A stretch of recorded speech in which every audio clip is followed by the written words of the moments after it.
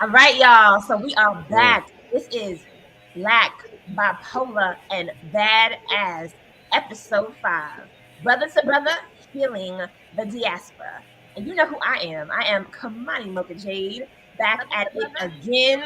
Now, before we begin, I just want to make sure that you all are feeling good, feeling great again. Now, before we begin, I just want to make sure that you all are feeling good, feeling great. I just want to make sure we have all of our windows closed. So there's no feedback. Make sure we have all of our windows closed. All right, one moment, y'all. One moment. Make sure we have all of our windows closed.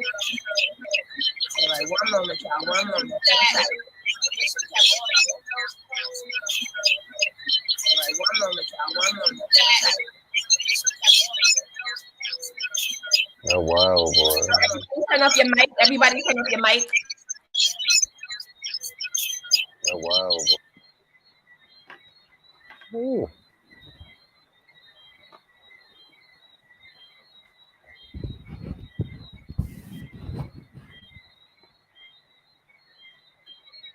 That was fun. I don't know what that was. That little musicality we had going on right there. That little soundscape. Thank you, Drew.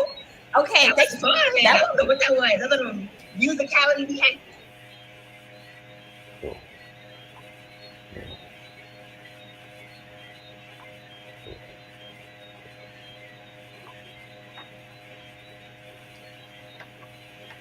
You saw it, yeah.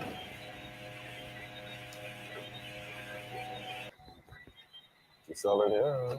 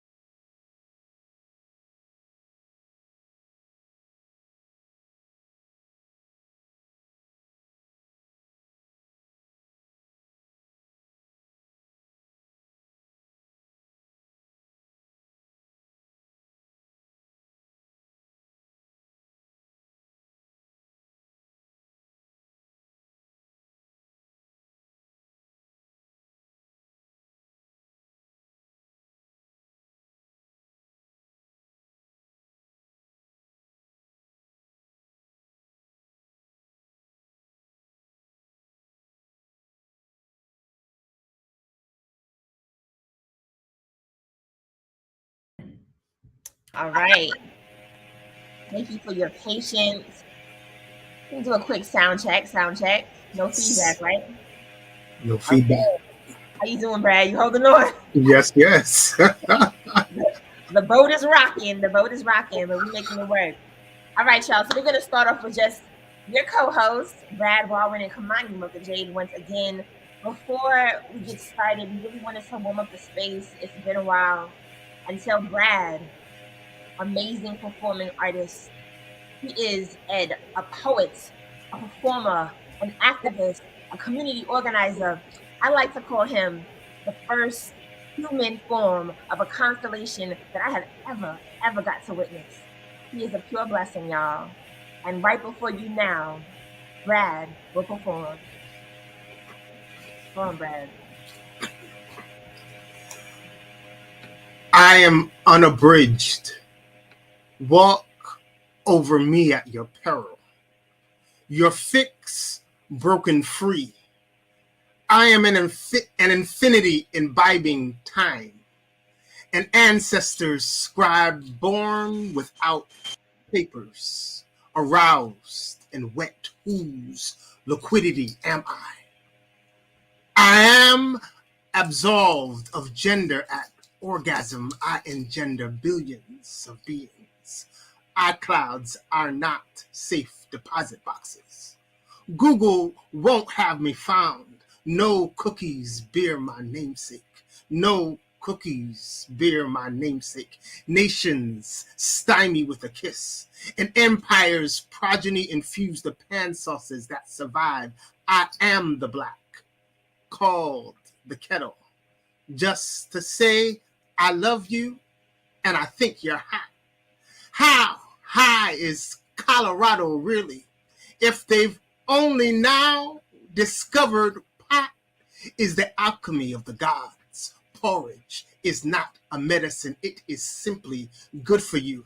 I is a divine prototype come up out of Africa. Consciousness is God's multiple personality disorder. We believe belief belies an antonym lived language. The absence of belief comprises death, bereaved of its metaphysical powers, dead, as in the end of dying. Metaphor is magic. Insists illusions beget quantum mechanics. Even now, follow me up. I have already been all the things I wished I had never been. This, the very definition of ambition, to make yourself a movement, sans desire. Time is a stretched out, flaccid thing.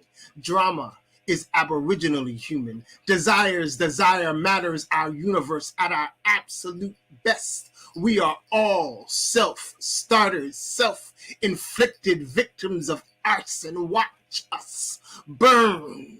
We are flaming flames, unflappable as the wind. The wind is a pusher. Man, top and bottom are equivalent dimensions. All equilibrium spell boring.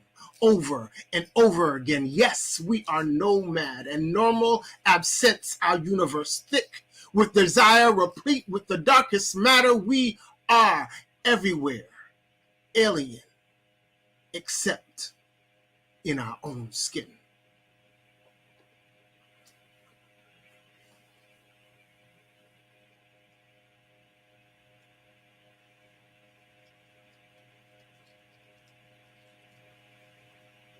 Kim, we can't hear you. Thank you, Brad. You are everything. You make this difficult thing so easy, okay? I'm going to introduce everyone to the rest of our panelists in just a moment. Before we do, let's bring them on back. We have Macau, Drew, Judah, Raj, Adrian, Ibrahima, and Joshua. How y'all doing this afternoon, this evening, actually? How y'all doing tonight? Doing well. Good. Good to see y'all. Well, let's get started, y'all. How y'all feeling? You ready to get started? Jump right in. All right. So once again, you tuned into Black, Bipolar, and Badass, episode 5, Healing the Diaspora. I am Kymani Jade, an artivist and educator passionate about the arts and activism of the Pan-African movement, championing healing and transformative justice. I am the co-host and the producer of Black, Bipolar, and Badass, and also the creator of the New African Artivist Movement. NAM serves to create space for Black culture with transformative media and dynamic art, celebrating fiercely innovative visionaries who collectively occupy the making of the history and the destiny of the African diaspora.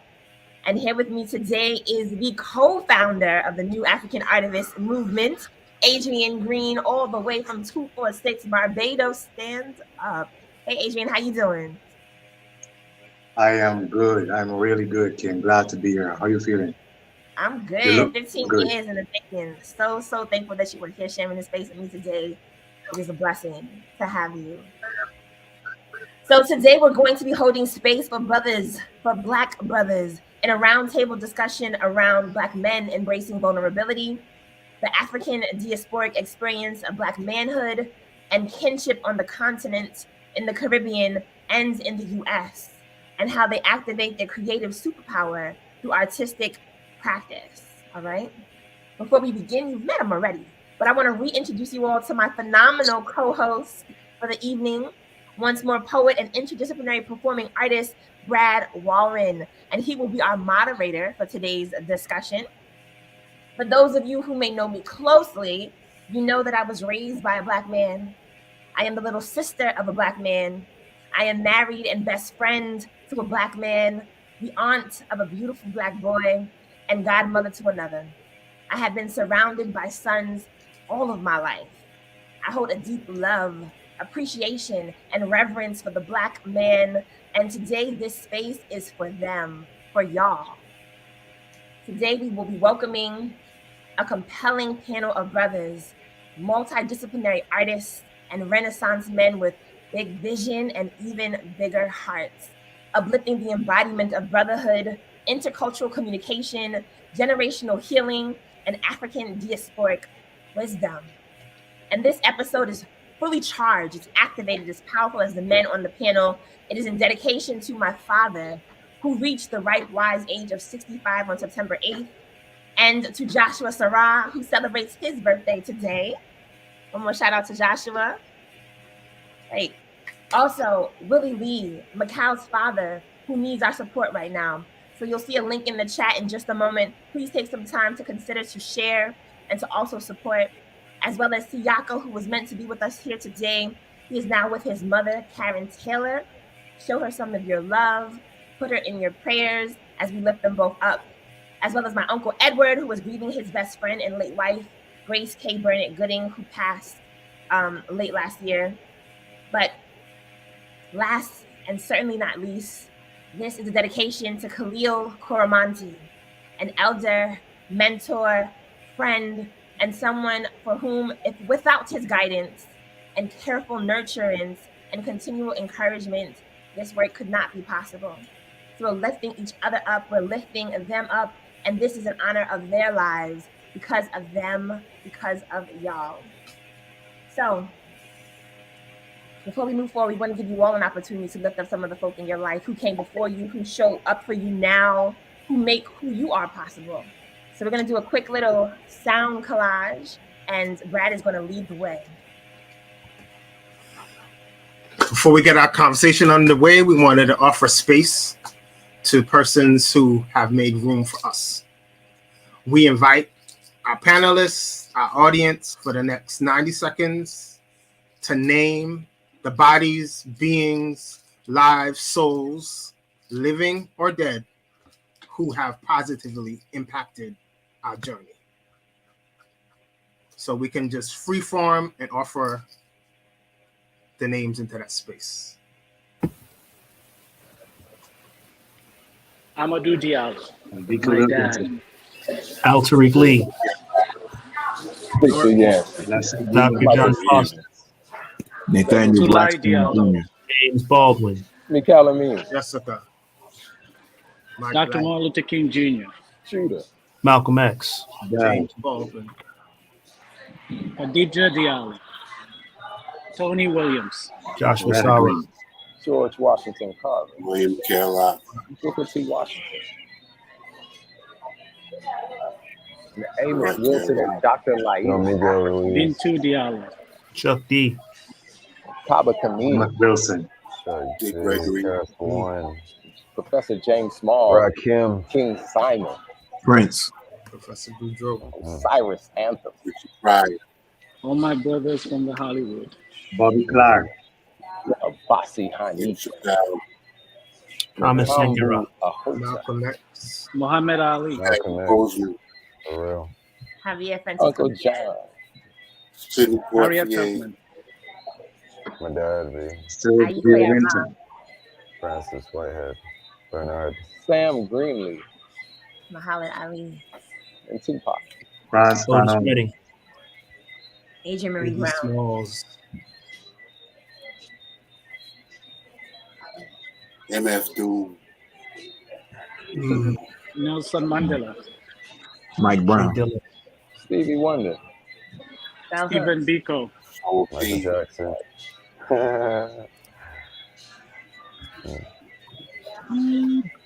yes, Kwame Nkrumah, Sam Greenlee, Sheikh Anta Diop, John Henry Clark, and Take Into Joke, Shaking to the up. Wow. Chief Yes, Freeman yes. L.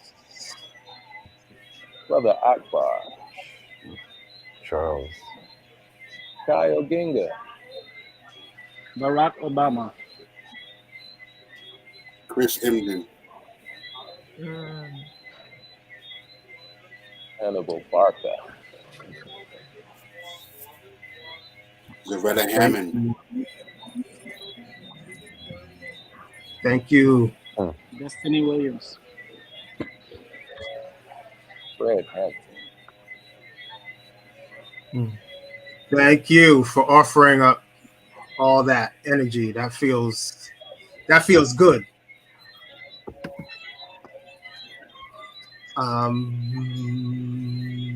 So we wanted to. How's everyone feeling? Cool. Did that feel good? Yeah. Great. Yeah, Yeah. that felt good. Yeah, excited. Powered up.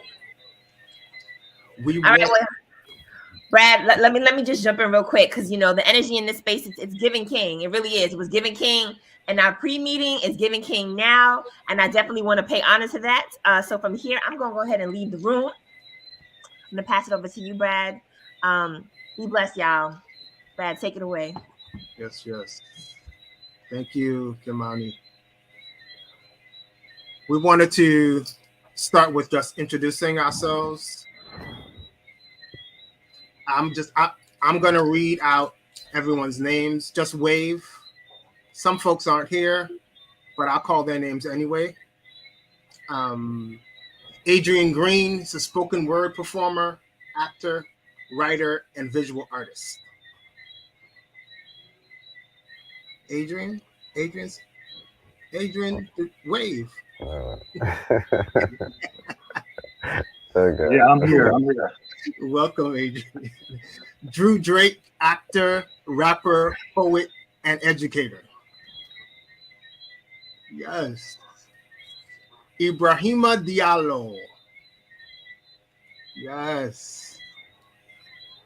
Joshua Sarah, author, poet, percussionist, holistic healer, and educator. I'm going to step back to Ibrahima because I didn't give him he's a photographer and New York City licensed tour guide. We got Joshua on deck, Lord Judah, advanced teaching artist and mindfulness practitioner.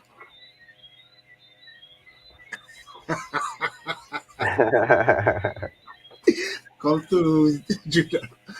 Mikhail Amin, hip hop spoken word educator and performer. Where he at? Yeah, yes. Raj Paul, tailor and fashion designer. Yes. Easy.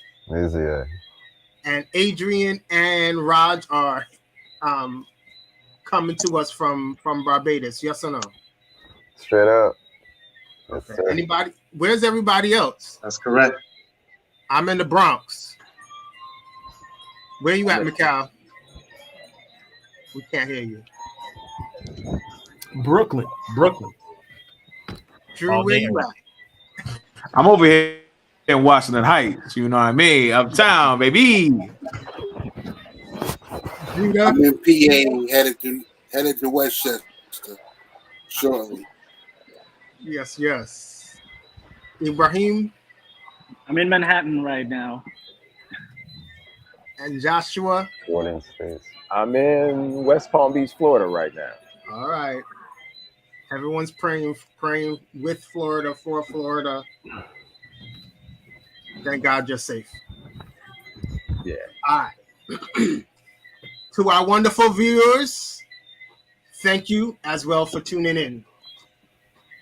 Please feel free to join the conversation by offering love, encouragement, or any resources you may have in the chat.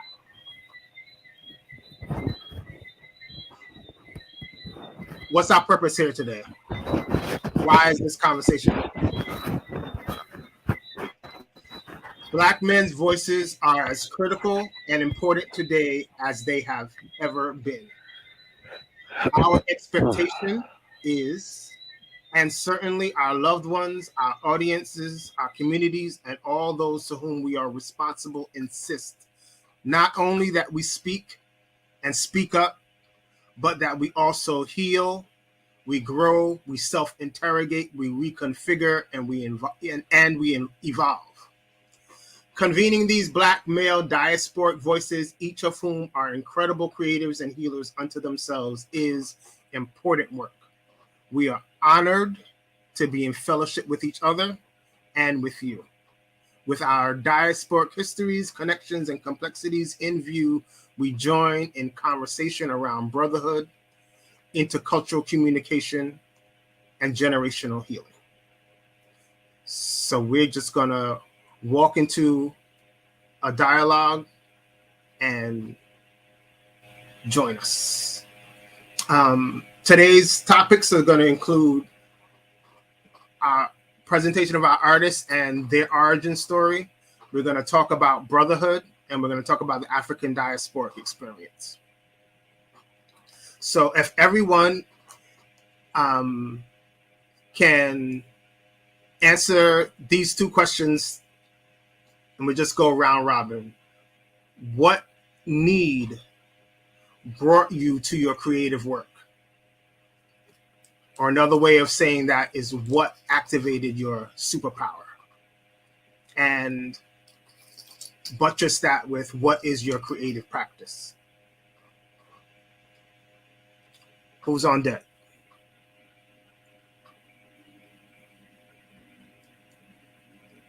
Y'all gonna make me name. We just started. Y'all gonna make me name and call folks out. I ain't never scared. I'm about to say, I ain't never scared either. I could jump in. I was just being polite. Like, I want to make sure if somebody's excited to go, I'm gonna let them go. But I was about to say the same. I went first last time. I'm like, let somebody else speak. It's your day too. You should start it up right here. It's your day. Yo, you know what? I'll set it off because of that. Right? I'll set it off. So what brought me to my work? Let me start by saying what my creative skill is, what my creative sharing is communication arts is what I would say. I do several different things: massage therapy, graphic design, percussion. Bam got me into doing African dance, even though I was just trying to do African drums. But I do writing and poetry, like articles. I've written math books. I'm a math tutor, and all of that is communication to me. Like, none of that is like so many different things that I'm doing. I'm doing communication. You know, like a tree has branches and leaves and roots and bark. It has different parts, but it's all just doing tree, right? So my tree is communication arts, right? And my contribution is because I recognize a lot of our problems come from lack of ability to communicate with each other because of our dysfunctional traumas that we haven't learned how to communicate with ourselves, really. So trying to come from the inner space where we really love and care and want to build community to the outer space when it has to go through all of these levels of our adjustment to survival and trauma, it often distorts our ability to communicate with each other in a way where everybody understands what we're trying to say, so we can walk away, you know, in the same space together. And so I've really spent my time working on communicating, you know, in healing ways, because my pain growing up was a lack of community. The thing I valued most growing up was community, and I wanted to see more of it. You know, the little drips and trickles I got made me feel like, yo, I want more of that. But it felt like a holiday vacation. And then we had to go back to the real world. But for me, that was the real world. And I was wondering when we would get to just live there all the time. So my work was then to bring that real world to the next generation so they could live in it all the time, you know. And so I started working with young people just because I realized anytime that we as a people have moved forward, the young people were the ones who moved it forward. The old people be relaxed and comfortable and scared and insecure. They don't want to upset things and cause no problems sometimes. But the young people be like, yo, I can't live like this. It needs to be a world I can live in going forward. And so I just wanted to make sure that I could contribute to them in a way that I felt like wasn't being contributed to me as a young Black man growing up in a world where nobody really told me the rules. They told me to get good grades and get a scholarship and you know, and work twice as hard and all, you know, all the little random stuff of you got to figure it out on your own, basically, which I did. And once I figured it out, I was like, yo, that wasn't okay. There should have been a whole squad in place to help me put things in place and figure things out. Where's my rites of passage? Where's my uncles and brothers? You know, so that's what brought me to the work, is to make sure that I was filling that space that I saw wasn't fully there for me, you know, just to make sure the next generation was getting more of it. By every generation, we getting better and better, you know. Thank you, Joshua. Thank you for just offering community and communication, which are two words that we hear a lot, but we don't often hear those two words together. So that's a powerful connection. Community, communication. Who's next on deck? I'm gonna jump in here right quick. I think about the need that brought me to my artistry. One, I think about myself as a writer in many different aspects, as poetry, of course, and spoken word, but also as a songwriter as well too, and even thinking about myself as a theater maker. I've always been in conversation of many times in my life. I've had moments where there were such like deep issues I was dealing with, but I never knew how to openly unpack them until I found myself writing.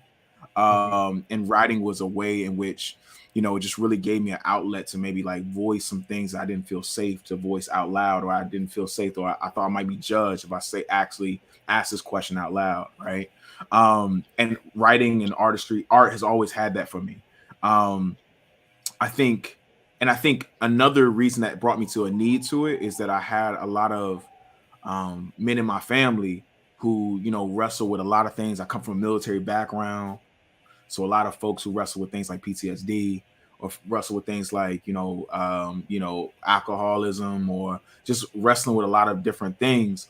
I oftentimes wondered what if they had an opportunity to openly unpack some of these things out loud, or openly unpack it in a notebook, like how would their life have changed? And so I think that was also the thing that pushed me to the need to start writing. Just because like I knew so many examples of things I didn't want to be as I grew as a man.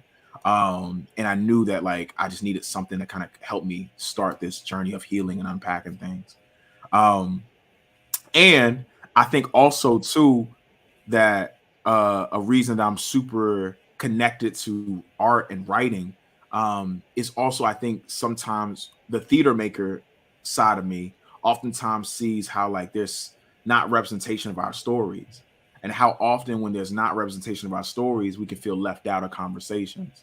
And so like knowing the value as a writer to invite other both youth and also as I work with like on the college level, and even as I work with incarcerated community, it's just like allowing folks to know there's a power in your story, and that your story needs to be heard in whatever way you want to share that.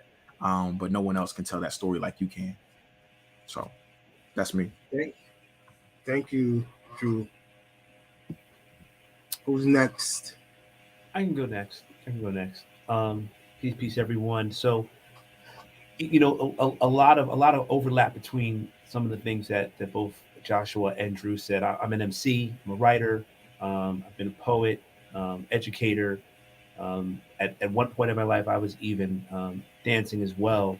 What brought me to my work and um, my role, I think of all of the things that I do, I think the thing that I connect with most for me is MC. Um, because it actually encompasses all of the things that I already do, that of an educator, storyteller, activist. So in my younger years, very similar, it sounds like to what Josh was, I was not surrounded by other Black men and women primarily. The community that I was in did not reflect who I was. So when I found hip hop, that was the first instance of being connected to something that's strong outside of my immediate family, my nuclear family, extended family. Um, Felt a blackness that I did not really have an opportunity to grow up in and with, um, which also led me to becoming an educator. My father is a teacher, retired high school teacher, grew up in Newark, New Jersey. Um, and the thing that I realized very early on is I did not have, aside from my father, teachers that looked like me, that sounded like me, that could understand my experience, understand my reality. And I went my entire school career, K through 12 and in college, except for one who I will name, um, Dr. Diane Hargraves, was the singular Black or brown educator I had in my entire career, aside obviously from my father, of course, and my mother, who were teaching me at home and various other things. So when I came to New York City, I realized and recognized that I was seeing something very similar, even in New York City, in places full of Black and brown people. When I would go to schools, there would be us there, but very rarely were they in the classroom. Mhm. They were the disciplinarians, they were the security, they were the janitors, all worthy and noble things to be. But the connection, because education is more than just the books, it's more than reading, writing, and arithmetic, right? It's the development of the self. That is the primary responsibility of an educator. You are, in part, helping to shape the growth of young minds and bodies and spirits. You spend so much time with your teachers throughout your life, the people that you go to school with. So the responsibility can't be simply the X's and O's and the one, two, threes of things, right? Um, so what called me to become an educator and also with hip hop really had a lot to do with needing to see more of me, more of us in these roles to help shape and develop young minds. And that's what activated my superpower. And very similarly to Josh, yeah, a communicator, storyteller, and I think those are the things that help us understand ourselves, understand where we need to be and where we need to go. Thank you. Who's next? I'll jump in. Yes, yes. Yeah, so very, very early on in life, I realized that the stories and the narratives that I was being fed didn't make sense. And when I would question the people who were giving me those stories, the answers were very. And being an artist, a visual artist at the time, allowed me a certain level of freedom. I didn't have to conform to some of the boxes that people in other fields had to conform to. Until, so I figured, this artist thing would be good for me, and I decided to go to school to be an artist. But in the space that I'm in, making a living as an artist is not a simple thing. So I decided to become a commercial artist. And I fell into the world of lies and illusions. And I was like, yo, this shit ain't for me. And I went into a tailspin, like, what am I going to do with my life? And I stumbled into the art of spoken word, which was not really a thing in Barbados at the time. And I found a voice. And I found that I had the ability through spoken word to dig in, or rather than truth, let me say, dig into understandings, the understandings that I found, and to share them. And ever since then, that's what I've been doing, using the art form of spoken word to explore my understandings, explore truth, and to share those truths until I reached another crisis. And the stories, the narratives that I was telling as an artist, that I took in and regurgitated, I started to find holes in them too. And the communities that I had developed around my art form, around my performance, around my identity as a spoken word artist, I sought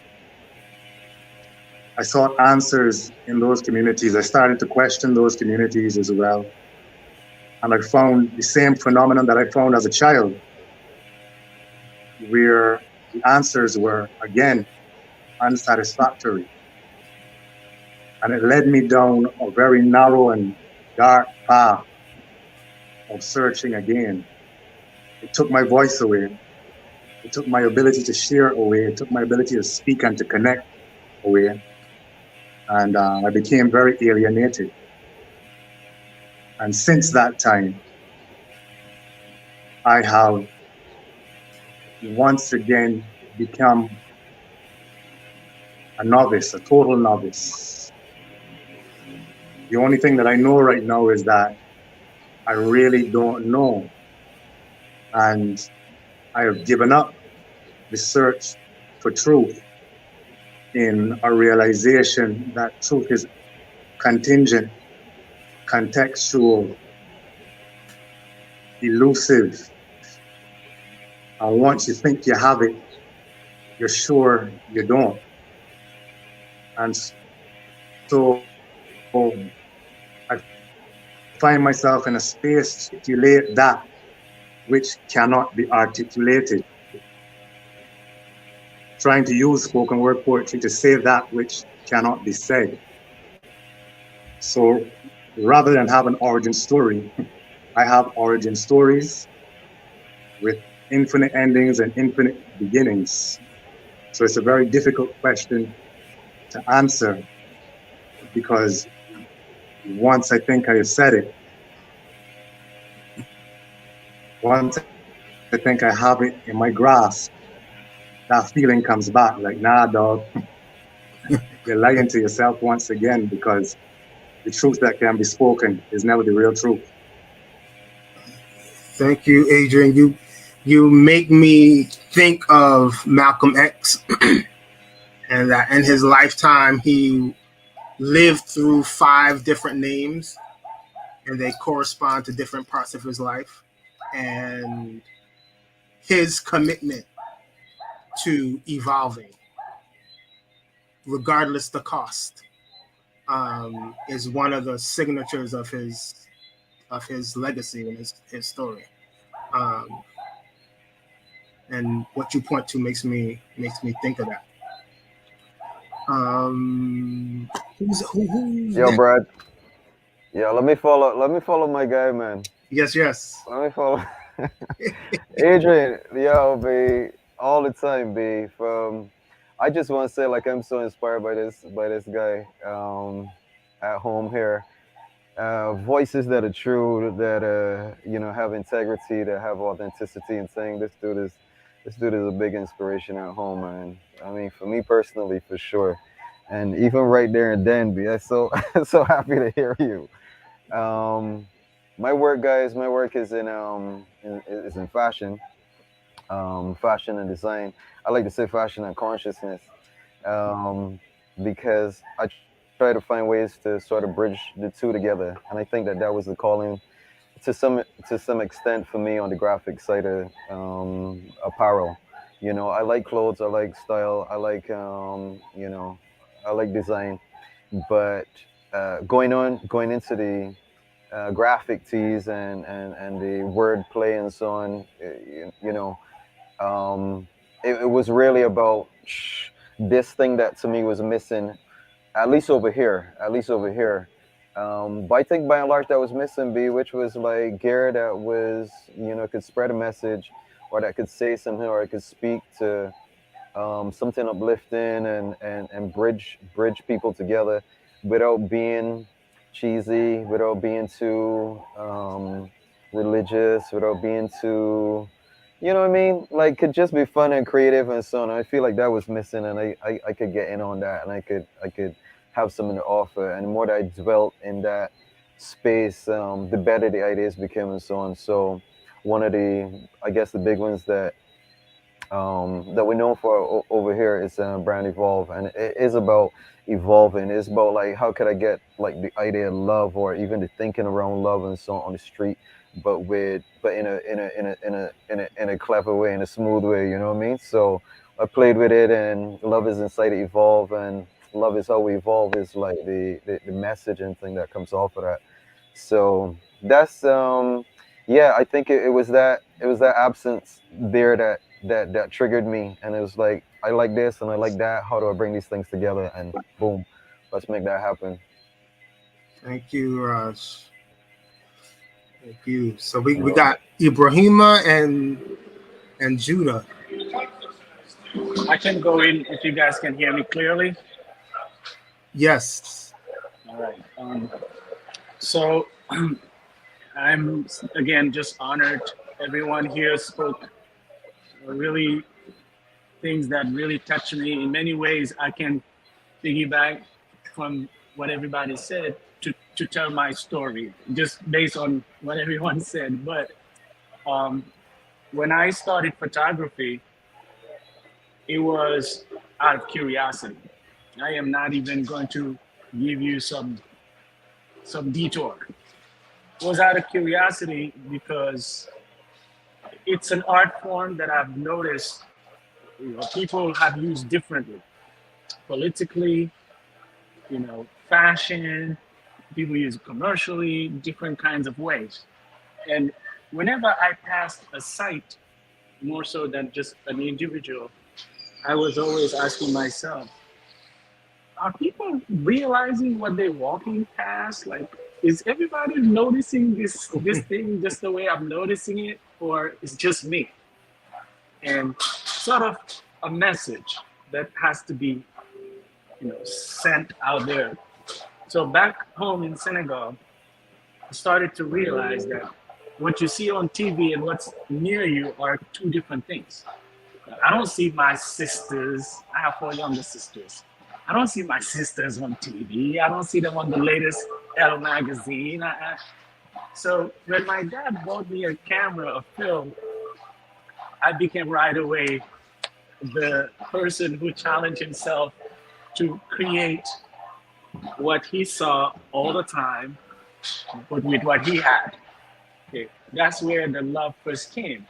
And we truly believe that what comes from the heart is the only thing that can touch a heart. And art is heart. In many ways, it's emotions that we put into words, that we put into movies, that we put into film and still. So anytime I ever felt any type of way when I see someone, the moment that I capture it, even the moment I'm taking the picture, the second that I'm touching that shutter is special, let alone after I'm done with that and continue the process through editing to make people feel some kind of way when they are looking at it. It may take some people a day, 2 days, a week, a life to realize that, okay, that was a process. That was not just some guy just pressing a button, and I accept that. I accept that what I'm finding good is not what somebody else gonna find good. I accepted that a long time ago. I think every artist accepts that.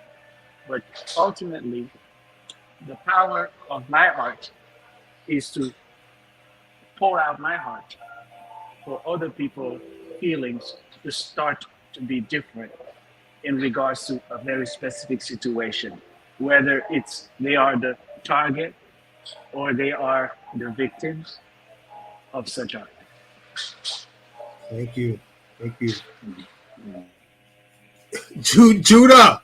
Yeah, I'm happy to be able to just listen to my brothers talk about their stories, so I can, just get an insight on where they're coming from and how they arrived there. To me, that's a blessing, and I'm definitely in the space now, professionally, of being a listener. So that was right up my alley. I'm thankful for being able to hear my brothers talk about their origin stories. For me, I started out, my first artistic expression was drawing, and shortly after that it was music, and then shortly after that it was creating lyrics. So in that order, like from my childhood to adulthood, those were the only things that stuck. Like I saw photography, and I took pictures too in high school, and clay and different other artistic expressions came forward to me, but those were the three that stuck. So for me, it started out in kindergarten, where I drew a piece on the wall on the chalkboard, and I got attention for it, and it was an attention that I was never used to getting, and it was a picture. I can remember it now because it was a picture of E.T. And as a child, I went to see the movie E.T., but I didn't look at the screen because I was scared of E.T. But I was able to still draw E.T. as a kindergarten. And so my teachers all gathered around, wow, Cornell. And then, so from then, I just kind of realized that something that I can create out of my imagination can gain me attention. And then as it evolved into music, listening to hip hop, and then being a beat man, making beats and getting attention from my peers and, community members, and then penning some lyrics and seeing people ooh and ah from the words that I say. Then me seeing that talent and gifts can bring and create community. So that's when I saw the opportunity to do the same within my community. And then I was given the opportunity because I was seen for creative practice, the opportunity to uh, instruct young people on the creative process. So that's my gift was found as a child, and then me exercising it created the opportunity for it to be seen and for me to know how to use it and how to best optimize it to be of assistance. So there I go. Thank you, Judah. Thank you, brethren. Uh, it's very powerful for men to speak of their becoming. I'm looking at y'all now, fully formed Black men. Am I allowed to curse? I don't know. Y'all look Black as fuck. I don't know if that's going to get me in trouble. So it's hard to imagine by looking at you that there were moments in your story where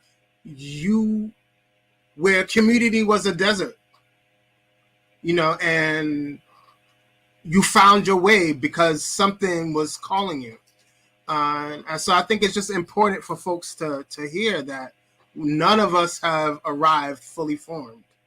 And the things in our space, in our environment that call to us is some of the things we call upon to have grown into who we are now. So that kind of testimony is really powerful. I got a lot of questions, okay? So the rules of the game is this. I'm going to ask them. We're going to hear one. We need to hear from everybody. We don't need to hear from everybody on every question, but we need to make sure that every voice is heard. So some of these conversations are they're just starting. You know what I mean? So we're not going to complete no whole conversation. We're going to run through, move with the vibration, and we're going to make sure everyone gets heard. My first question on deck is, what does brotherhood mean to you? What has it meant to you, and why is it important? Yeah, this feels like there's so many things to be said on that. I can just zero in on a little piece, a tiny little piece that I feel is critical over anywhere, but particularly here at Stanford. I mean, that's sharing. It means, that we're not afraid to share, share resources, share ideas with one another. That we don't have to be scared of somebody taking our, so that implies a space of trust or safety. So sharing has a big, sharing is like, hey, we should share, but it's got like all of this to make it happen, you know what I mean? But I think in the first place, what it really, really requires is courage. Right? It's courage, it's fearlessness. You know what I mean? If I go in thinking, if I barely tell this man my thoughts, my ideas, and think he can run with them, he can take it and go, he can turn it into his thing and all that kind of thing, then I don't want to share. We're in such a small community over here, right? Just 166 square miles, B. We got like, what I'm saying, under 300,000 people, right? So when you got within that a smaller even community of creatives and so on, and the resources somewhat limited in terms of where you could get to or who could get to what, the importance of sharing is critical, super critical, right? I make so much effort to let everybody get everybody on to anything that I know about. We could get better shirts there. This guy's a better printer. You know what I mean? These are resources and so on that everybody could get onto. And I try to model that to say, like, yo, B, like, don't be afraid to do that too. You know what I mean? Where'd you get your labels from? You could tell me, because I'm not trying to make your thing like overshine you. I'm just trying to shine too. You know what I'm saying? So I feel like I try to communicate like we all can shine, bro. Right? We all can shine. And the truth is, I see it happening. I see it happening, man. I see guys like opening up and say, yo, so they got this thing coming up. You want to be part of it? You know, I'll call them and say, yo, this other thing is happening. I could get you guys involved. You know what I mean? We should do this joint thing together. I know they ain't call you, but they call me. I calling you. You know what I mean? People putting me on to other things too. They're sharing. This is it, B. For me, brotherhood, I see it really demonstrated through the openness to share. Real Thank talk. you. Yeah. Sure. Yeah. Can I jump in? Follow Yes, up on yes. it? Bro, you said it all right there. Like, I feel like that is the crux of a lot of parts. Just the idea of being able to share whatever our greatness is, whatever our beauty is that we have to offer the world, to be willing and able to share that with each other. I think that is the crux. And you broke it down very eloquently of how that looks. And I also want to add, in terms of brotherhood, you know, because I don't want to be too technical. I want to really think about it. Like, I start thinking about the brothers who've been in my life for over a decade. And I'm like, what does that really entail? And it's this part I think we overlook as we become grown men, that fun is a real part of brotherhood, right? The idea that we need to connect and have fun with each other, whatever that looks like, whether that's a sport or word games, you Joy. know what I mean? Going Mm-hmm. to the club, like that happiness between us, like that fun that we have when we connect and get to do that thing that we do, man. I think that is such a valuable part that oftentimes I gets love that, overlooked bro. in the conscious communities. Yeah. We get so serious, we get so militant, and we start forgetting about the joy and the happiness and that part of the brotherhood and the family and the community to play, Yeah. to just come 100, together B. and play. Like, instead of coming together, we got to have a meeting and we got to figure out what we're about to do about this. We need to just break bread, play some games, laugh with the babies. You know what I mean? Let them. Raise the joy. You know Yeah, what I mean? boy. Exactly. I Yeah. think that's such a valuable and valid part of brotherhood that we need to like put some real life into. So I just wanted to contribute that aspect. No, That's thank a real you. part of brotherhood. You know? Thank you. Nice. It makes me think of how, just like you said, how fun is, with men in particular, is, it's characterized often as like this surface or this backward kind of reliance on, bullshit. And but just the way you highlight it makes me think of like how, if we really think about it, how intimate those spaces are, and how much connective tissue is formed between us in those spaces.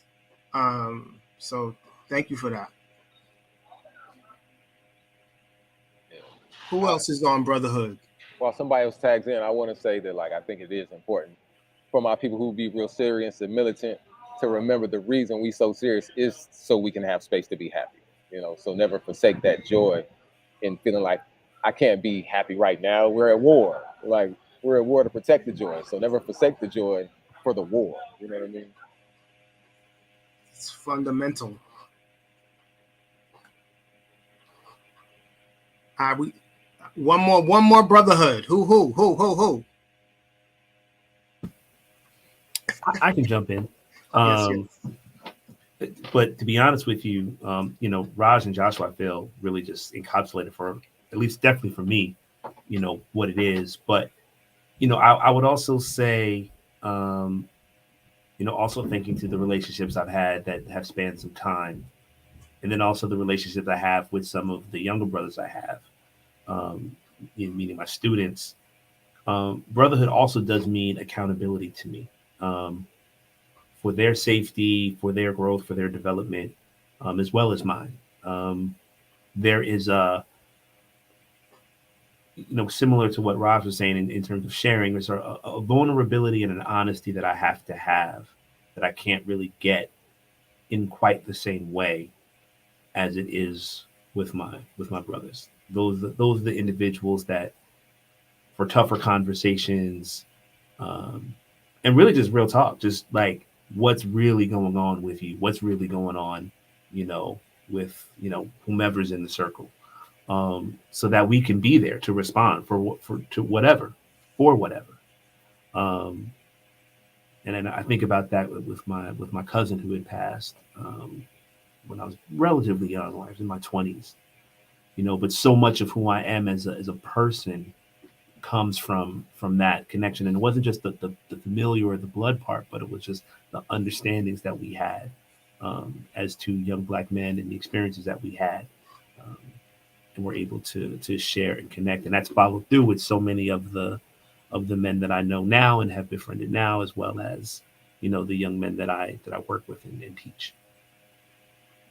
Thank you.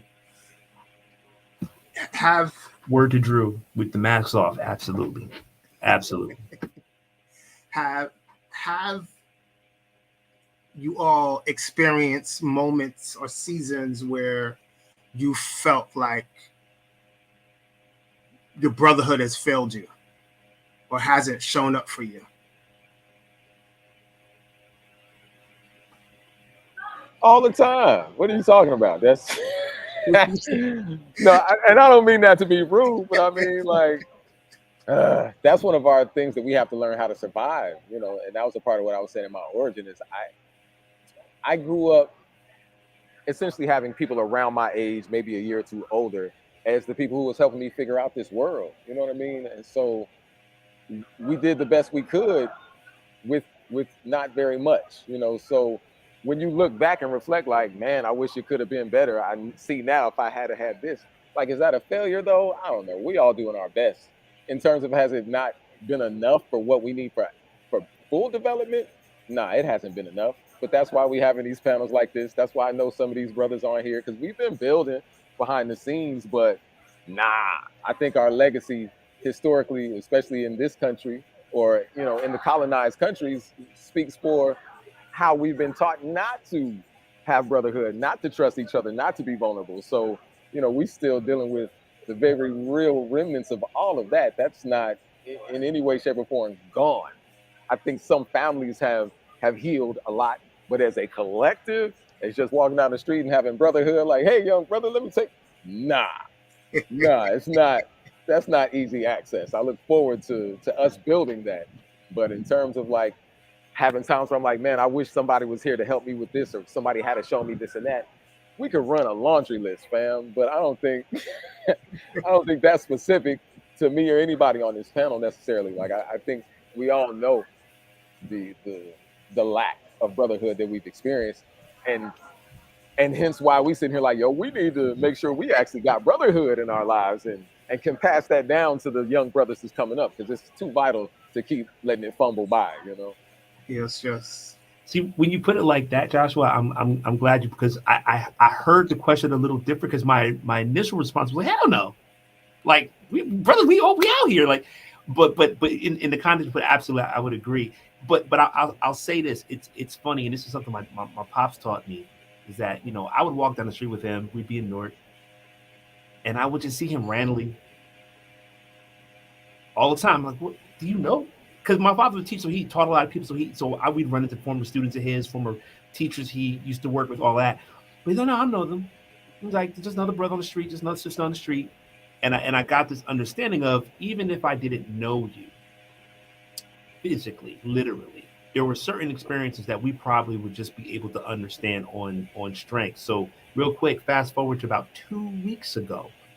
There is a very elderly lady in our building who clearly got some racist tendencies. There's a couple of us in the building as well.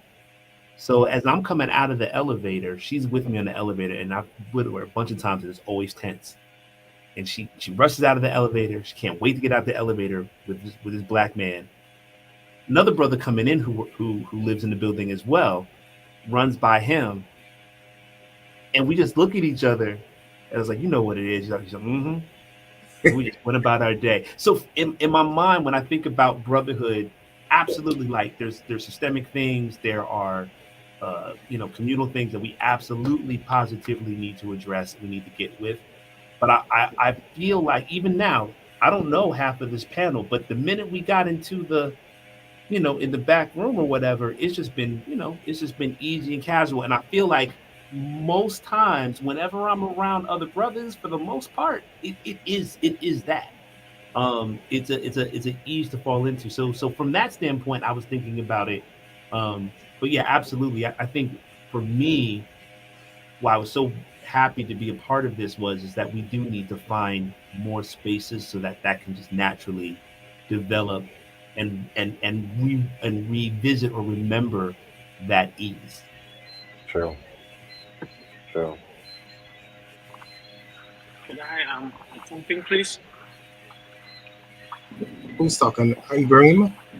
Yeah, I'm hoping I can add something if it's okay. Yes, yes, I can absolutely. add it. Uh, Sorry, my camera is off, everyone. But for me, brotherhood has been, something along the lines of what you guys have said. I pretty much agree with everyone in one way or another.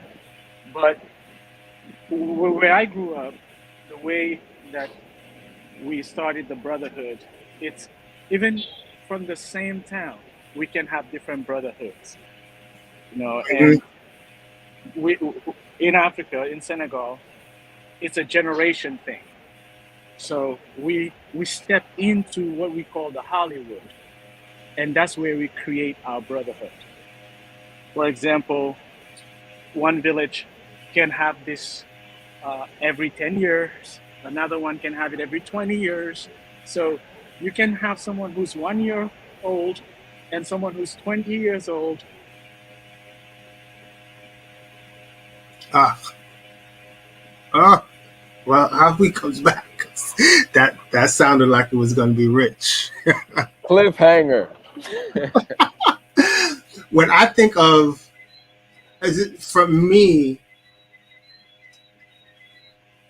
I would say there's moments where when I was dealing either with mental health stuff or critical moments in your life where you start to isolate, and you're, in my imagination, in those moments is as if I'm completely disconnected. And it's not until I get better that I realize like how my mental is what separated me from my community. And you get better and you realize that there's mad peeps out here that love you. You know what I mean? And are looking for you. But that mental shift can get you in a way where it may be all around you and you can't touch it. You can't see it.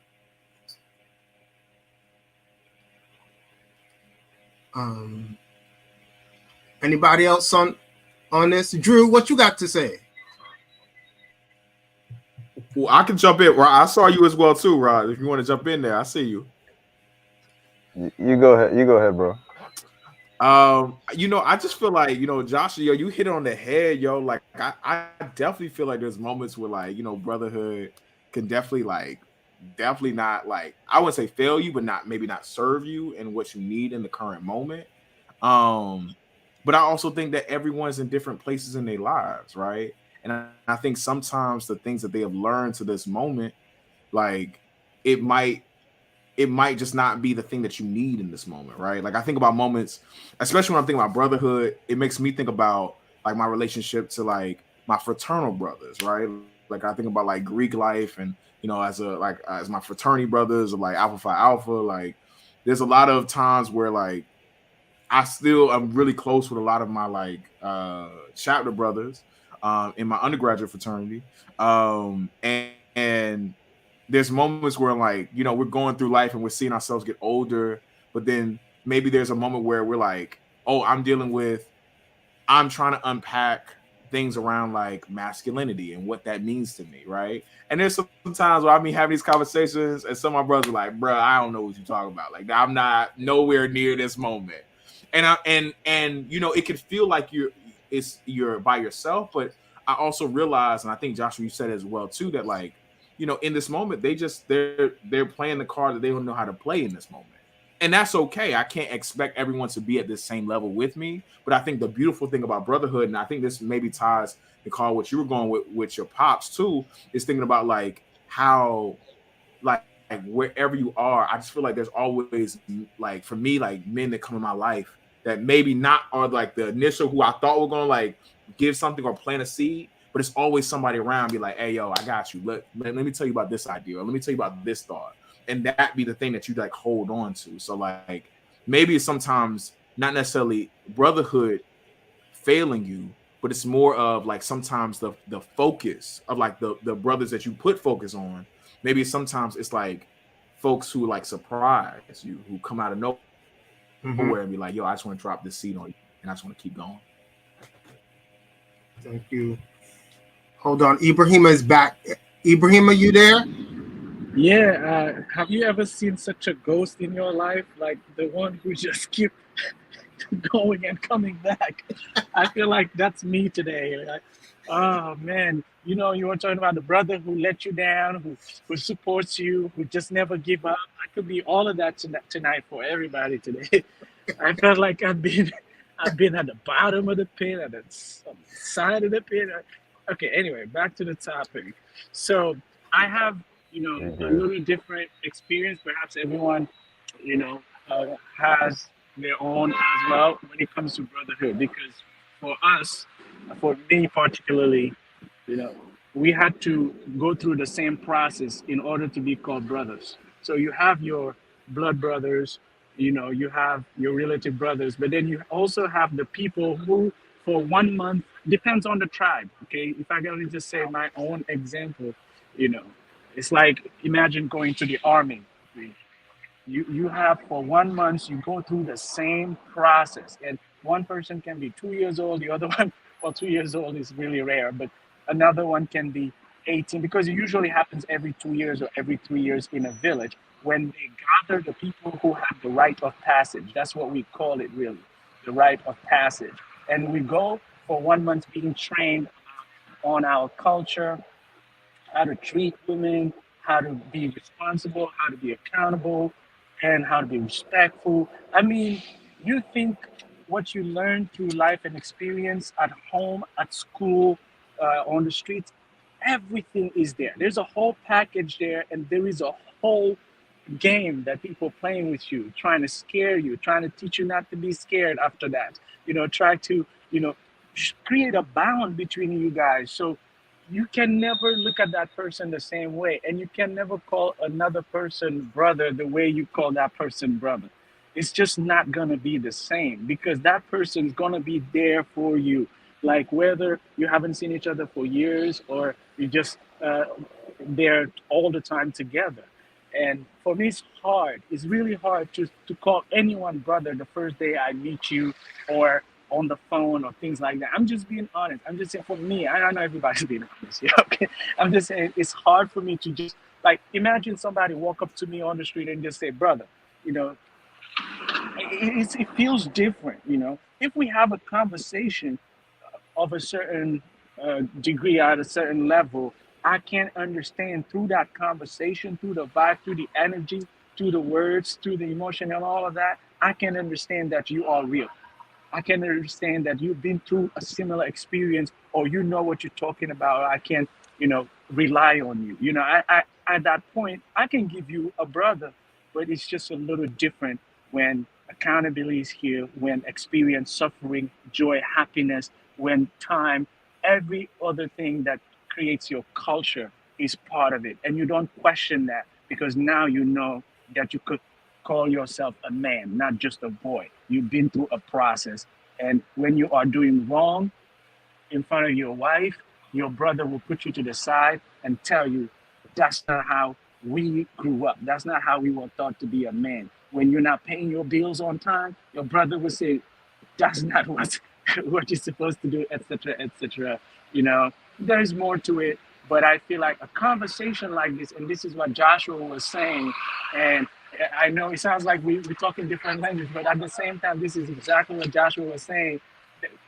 A conversation like this allows, you know, this platform allows us to create the bond Because what do you do now? Do I go to Drew and say, Drew, you have to come to Brooklyn, and for 1 week you have to be next to me, and this other person for 1 week you have to be next to me, and we got to create this bond? No, right? So we could do it virtually, and that's what you guys, Brad, Kymani, and all of you are allowing to happen. And then we can create our own brotherhood gangs that is fighting the good fight in our own hoods. Thank you. Ibrahim, you bring up the complexity and layers of brotherhood. And it echoes with what Drew, part of what Drew was shared. He's sharing his frat brothers. It's like that Greek brotherhood is a world unto itself. And its power is in its own legacy, and folks who are connected to that feel that. At the same time, Drew was saying, there's moments where I'm growing to, or where I'm moving to, I can't quite have that conversation. May not be with your brother, your line or whatever, but it's we look to the different layers, the different complexities as we're growing, and call on them to answer where we're at. But the way Ibrahim, just his characterization of it based on his country experience, kind of brings that out in bold relief. Like we are all wrapped around at all these different levels and layers of brotherhood, and that's powerful.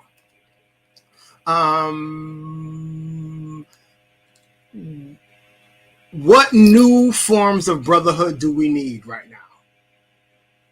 Do we see glimpses of it? Can we give examples?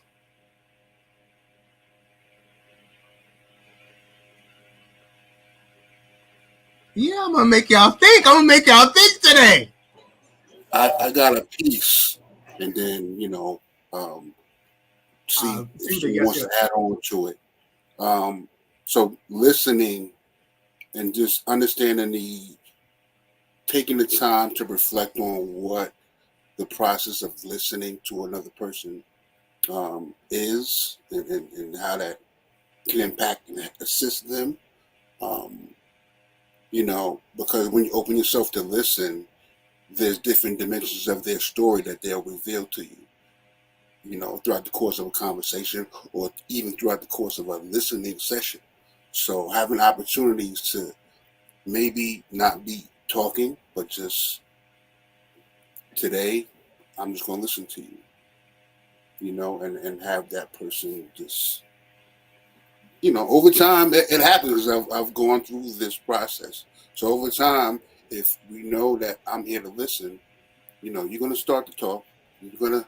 More is going to, reveal itself. So as I'm mirroring you in different ways, because I understand what it is to actually listen, I'm mirroring your movement. I'm, reflecting back to you what I think you're saying and confirming with you. And then now you're knowing that someone's actually hearing you, and it'll open you up. That's a vibe, bro. That's a vibe right there. I and being intentional in your listening is a big damn deal, for real. You're talking to somebody, and I mean, this is just between people, right? But especially, I think, with men being feeling like you're being heard, or saying like somebody's really listening to you and just trying to give you that understanding or compassion, and it's another male. I think that's huge, B. I think that's real huge. And I try to do it. You know what I mean? I try to do it. I try to be present. And if I find myself drifting, I try to like even speak to bro. Give me a second, because I just like my thoughts went like there, right? So, I just like enter back into the space and so on. I can tell you something known, right? I was this is a friend of mine. I talk to from time to time, and Chris, and I noticed something that he does. Like I picked up on something that he did in a couple conversations that we had that struck me, and it was real small, but I realized that it struck me as in a big way, and it was this. Let's say you're having a conversation, you know, and it's the whole vibe is going, and then something derails it a little bit, right? And you go left with it. It's not bad that it's gone where it's gone because it's still interesting. It's still a nice convo and everything, but it's not really where you wanted to go. Man, this guy Chris always brings it back home. But I was like, the first time it happened, I was like, oh, thanks. Like it went away, right? Like, oh, yeah, that's where we were, right? Like not like clean. And when it happened again, I said, this dude is like listening because he where we were is where he wanted to be. You know, where we started, where we were going. And even though it went where it made a little detouring thing, he put this clear movement to bring it back to where we were at. And it just hit me. It just honestly I was like, why is this thing hitting me so hard? You know what I mean? Like, but it was, and I felt like it had something to do with making me feel like I was being heard. Like what I had started out talking about was important enough to hear the rest of it, you know, to come back to it, to get the rest of it. And it made me feel, I said to myself, I like this shit right here. Right? I know. I thought to myself, see this shit right here? I like this shit right here. I'm going to do this for people, B. If I see the thing starting to go, I'm going to help bring it back because I want to know, I want this person to know I'm listening to them. You know, I hear what you're talking about, B, and it matters, B. Let's get to it. You know what I mean? Small thing, but big thing. Real. That is huge. It makes me think of, this is maybe a generalization, but I think as men, action is our go-to. You know, it's like you need to perform. And I think of many different moments in my life where women give you a clue to how much space you're taking. And sometimes it's okay, sometimes it's not okay. But like that intentionality around being present and aware of what space you're taking, how you're taking it, and being intentional about giving space to others. That is extraordinarily powerful. Can I join the convo? Jump in. It's your birthday. What? Hey, you know what I'm saying? Pass the candles over here real quick, man. Yeah, man, y'all saying such brilliant things, you know, and I really appreciate the question of the question being what kind of new brotherhood, I think is the way you said it, like what kind of new brotherhood would we like to see? And, you know, listening to what was just said, especially with saying that action is how men show up, I feel like my gripe with brotherhood in the context of right now is that we talk a lot and don't do enough action, right? And so, you know, in the form of a lot of brothers being raised by women, in the form of being in a society where emasculization is the name of the day, like where young black men growing up are often told, don't be so young black manish, you know, tuck that in, quiet that down, shrink a little bit, be smaller, don't be so bass in your voice, don't be so tall, you know, shrink a little bit. Then also raising us where basically like we're raised on martyrs. I wrote a poem called They Gave Us Martyrs to Look Up To, where, you know, a lot of the people who were given to look up to are dead, usually murdered for the good works they did. So if you're a young black man trying to figure out how do I show up and do great for my community, and then they say, here's the people who did the greatest for our community, oh, they got murdered. As a young black boy, that ain't a good look to make you feel like, oh, that's what I'm finna do. I'm finna go get murdered. Like nobody's about to, as a young boy, take that on as like, that's what I want to do. So when you put all this together, I feel like it has put us in a position where if you look right now, a lot of people who are considered black leaders are people who are like social influencers, I guess is the word of the day. People who are on YouTube, who are on Instagram, who have a platform of talking. And the better you can talk, the more you can say, the more people follow you and respect you. But to really jump in and be like, the activity, like Malcolm had a platform because of his activity. We listened to him because we saw the love, we felt the love, we saw the action. Martin Luther King, we saw the action. Like, not just because they talk good. Like, and so I think a lot of time we've been raised on the speeches of these people and not talked about the actions of the people, such that our brotherhood is like, yeah, bro, yeah, it's good to meet you. It's good to see you, fam. Like, yeah, let's get up. And that'd be the end of it. Let's get up. Like if I had a connect for every let's get up, I would have the kingdom of God right here sitting with me right now for all the black men. Let's get up.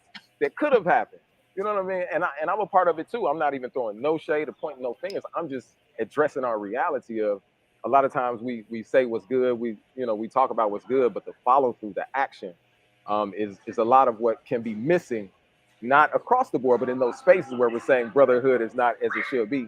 I think we need to pay more attention to the fear that has been instilled in us to show up in action and address those fears and address the trust issues that we have with each other when it comes to like really being vulnerable, especially when you look at, not only have they raised us on martyrs, but they've raised us on those martyrs were betrayed by people in their camps. You see what I'm saying? So not only do we not want to be the leader, we don't want to have nobody in our camp because they might betray us. Like as a young black boy growing up, the narrative that we get for our heroes is not a good look in terms of making us want to build with each other and be the guys who's showing up doing the most, So I think we need to address that in a real way and not pass it over, gloss it over, and really address the psychological damage that does to young boys in terms of them saying, I want to make the world a better place, but I don't want to get killed for that shit, so let me go get a job. Mm-hmm. Anybody wants to speak to that? Yo, I want to jump in just for a second. Bro. I think like something Joshua, and hearing that too, another like and to that is that I would love for us to think about like even spaces like this, right? Like a virtual space. Like this is creating like a kind of hub where we can allow voices to come together. And I think especially in the pandemic of like allowed us to be like so isolated from each other, like it's so valuable, right? Whereas I feel like when I think about my mom or my sister or even like my like fiance, like there feels like spaces that have been ingrained from them in an early age to continue communication, like to continue like having like when I think about my mom and my sister, like I know like every weekend they call each other. Like that's going to happen. Like it's just going to happen. Like growing up, I think about like being in the house on Sundays and like all the women just inside and they talking, they having a time. And you like sometimes you're in the kitchen. And for me, I was a person like I was always around the kitchen, always cooking. Like I would be in a space and I would see all the women in there and they just be talking, right? And I realized that like in my family, that wasn't a thing for the men. Like there wasn't a space that was like, yo, this is gonna be our time that we like put the action to, and we're gonna do it, right? And so like, I think just to answer Joshua's as well, to that point about like, I just feel like there needs to be a value of communication that we haven't had yet. Like with men of like that action of like, yes, what we gonna do? Like we're gonna get up, let's make sure we do it, but also like to also like be ingrained to know like there's value in us having these talks. Whereas I feel like sometimes it doesn't feel like we have that value. Yeah, it's making me think about like we all are on our respective journeys, and sometimes there's a way in which, because of the growth you've done, it's almost like you imagine the world around you is happening all around you at the same pace, the same level. I was asked recently to be on a panel focusing on Black men and mental health. And the part of the charge was, there's going to be a host, an interviewer, and just interviewing each voice on their journey. And a couple of weeks later, the host reaches back to me and says, listen, we're just going to, if it's okay, we're just going to have you, because all the men that I asked were not ready to speak about their mental health or disclose their mental health in such a big forum. And it kind of shocked me, like, really? You know what I mean? Like, there's so much revealing that's happening on all of our media. You know what I'm saying? And you could kind of get locked in, like, okay, but it's like, okay, in the real life, there's a whole lot of us that are ready, still, so this is just making me think about the intentionality on understanding our respective power, our respective awareness, and being intentional about offering it regardless to those around us, because there's so many ways that we talk ourselves out of some of these conversations with brothers that are all around us. You know what I mean? It's just like, oh, well, they don't want to hear this, or whatever. Yeah, if I can jump in on that, Brad, and it kind of ties into everything that started with Judah talking about listening, and Raj picked up there, and action that Drew and both Joshua were talking about. All of these things for me, and when I'm thinking about a new brotherhood, especially, is the V word, is vulnerability, because one of the things that I see and that I've noticed, especially and specifically, there's a lot in my experience. What I've seen is a lot of Black men we're talking about in the public sphere, in the social media sphere, feeling attacked, feeling not heard, feeling not listened to. And the results of that is a turning inwards, and a staleness to what they're learning and understanding and being. But kind of to what you were saying before, Drew, where for whatever reasons, however it happens, if it's something that is just innately in womanhood, there's always this need to stay bonded, to stay connected, to stay in tune with those that are their family, that are connected to them, whether it be blood or otherwise.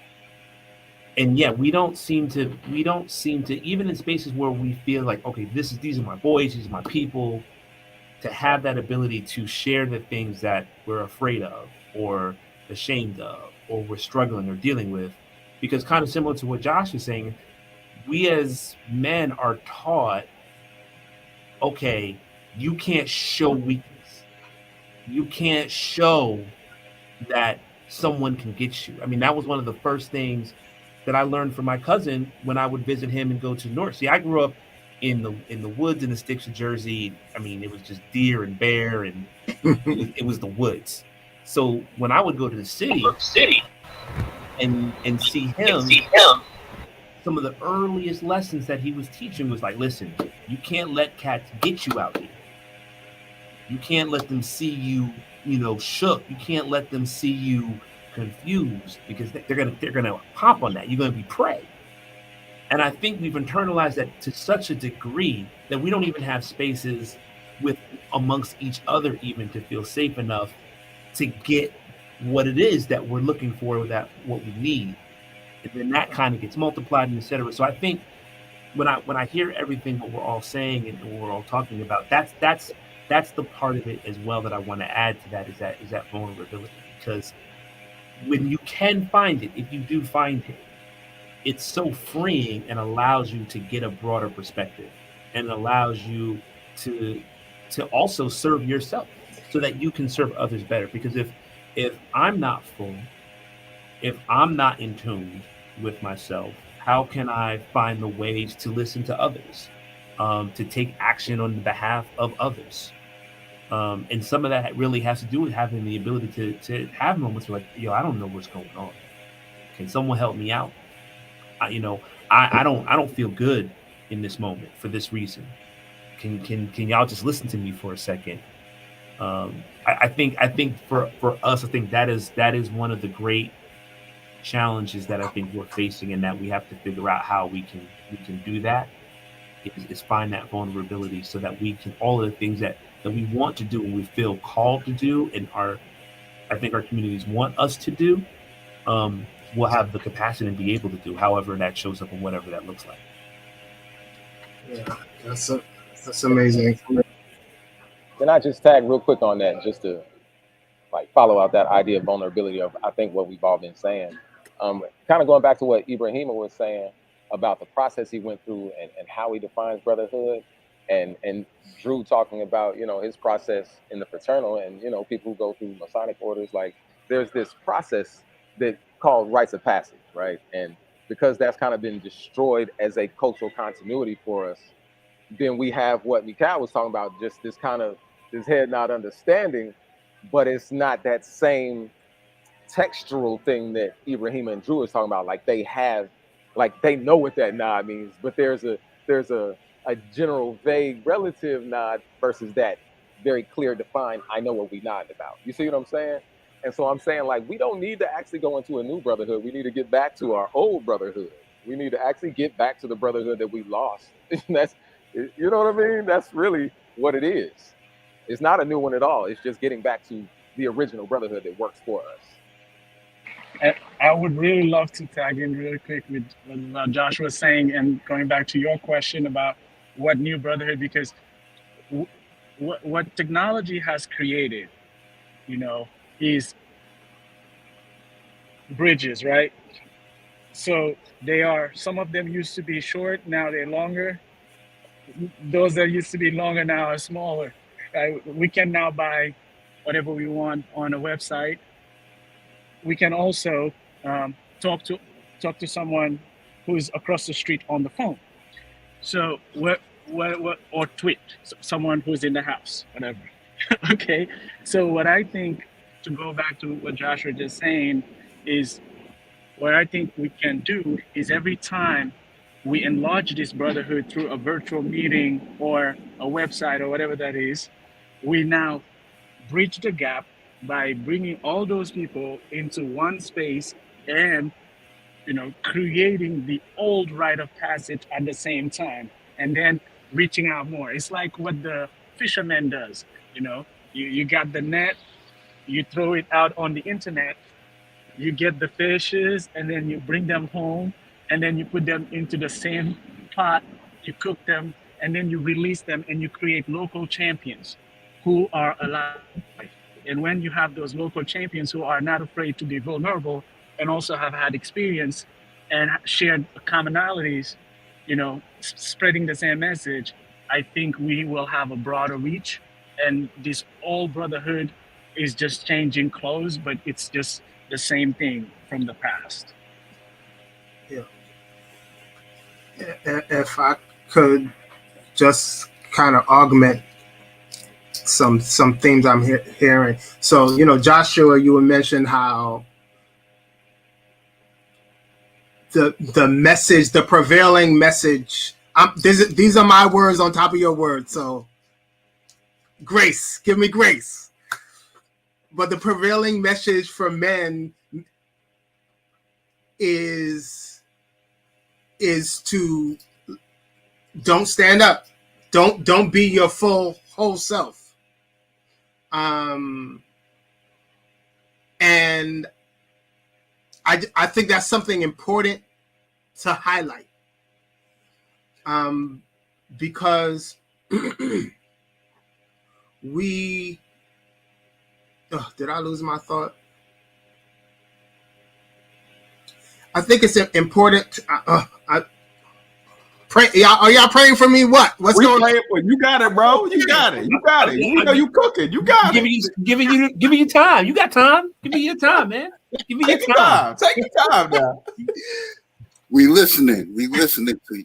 So there's and tying that into old and new forms of brotherhood and wherever that journey is back and forth, is there's not enough of an appreciation for the forms of manhood that caused us to survive, that caused men to learn how to take care of their families,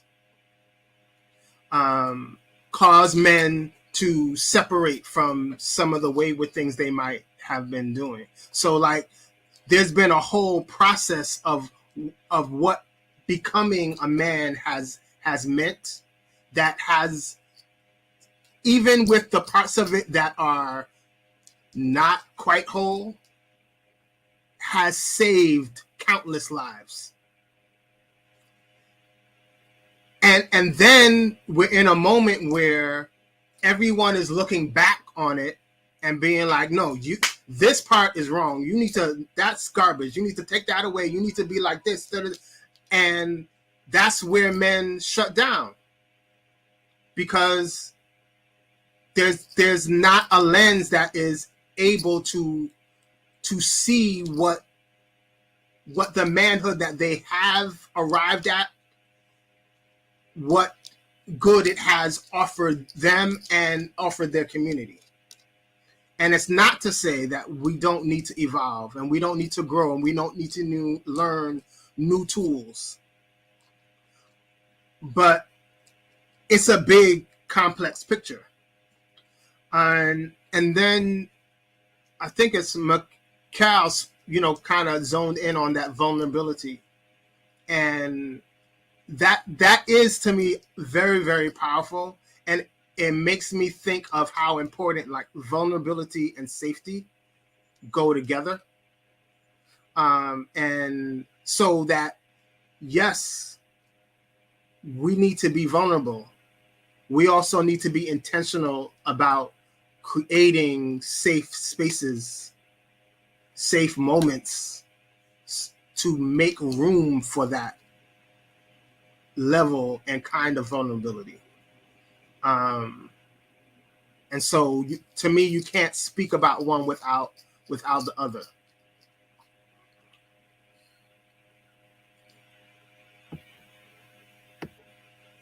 Adrian, where you been?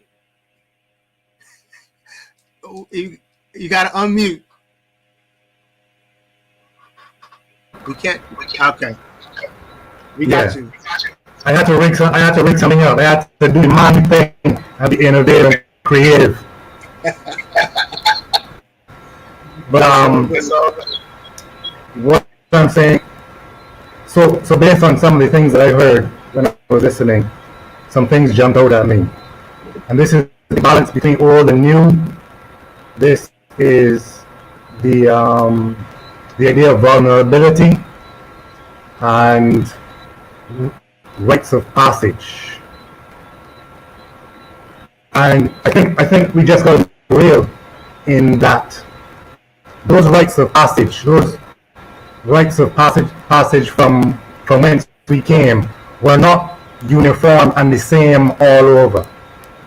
They were culturally contextual. They were related to the material environment, the history of the people who created them. And we are in a space now which is totally different from the spaces that we originate from. And so in the process of Sankofa, looking backward, we aren't looking backward to go backward or to return to what was. We are looking backward to create something for this time and this moment. And in some of the spaces that we came from, the idea of manhood and vulnerability didn't go together. That is a relatively new thing in some spaces. That is something that we are coming to grips with and trying to balance in terms of these new ideas of manhood. And so the rites of passages that we want to create, that we need to create, are really going to be, there'll be things that we may not have seen before. And Ibrahim made the point about how difficult it was for him to use that term brother for people who have not gone through what he has gone through in a formal sense. So what we're called to do now is build formal rites of passages around the informal situations and experiences that we share as children of the Ma'afa. And I think a big part of my difficulty and my alienation has been that, an action, Joshua, a big part of my issue and my alienation has been in that oftentimes we talk a lot, but we don't communicate much. So there is a lot of talking that restricts our ability to take action. But that talking is not real, honest, genuine, deep, and productive communication. And real, honest, deep, and productive communication is a form of action. And that is something that I think that I personally have found lacking in spaces that I have been. And because that active communication is not present, the follow-up muscular nervous system action, even if it does occur, is ineffective. And we end up with martyrs as heroes.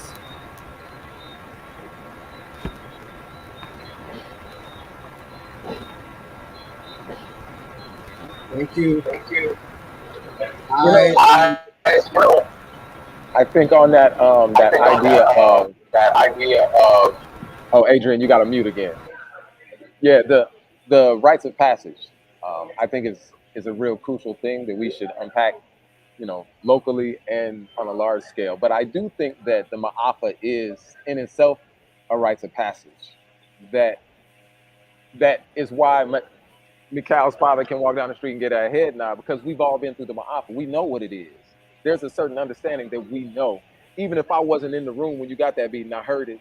Even if I went in the house, I heard it next door. Like, we there, we seen it. It's in our DNA. So we do have what I consider the Ma'afa is the real rites of passage for us to grow into our higher spiritual state.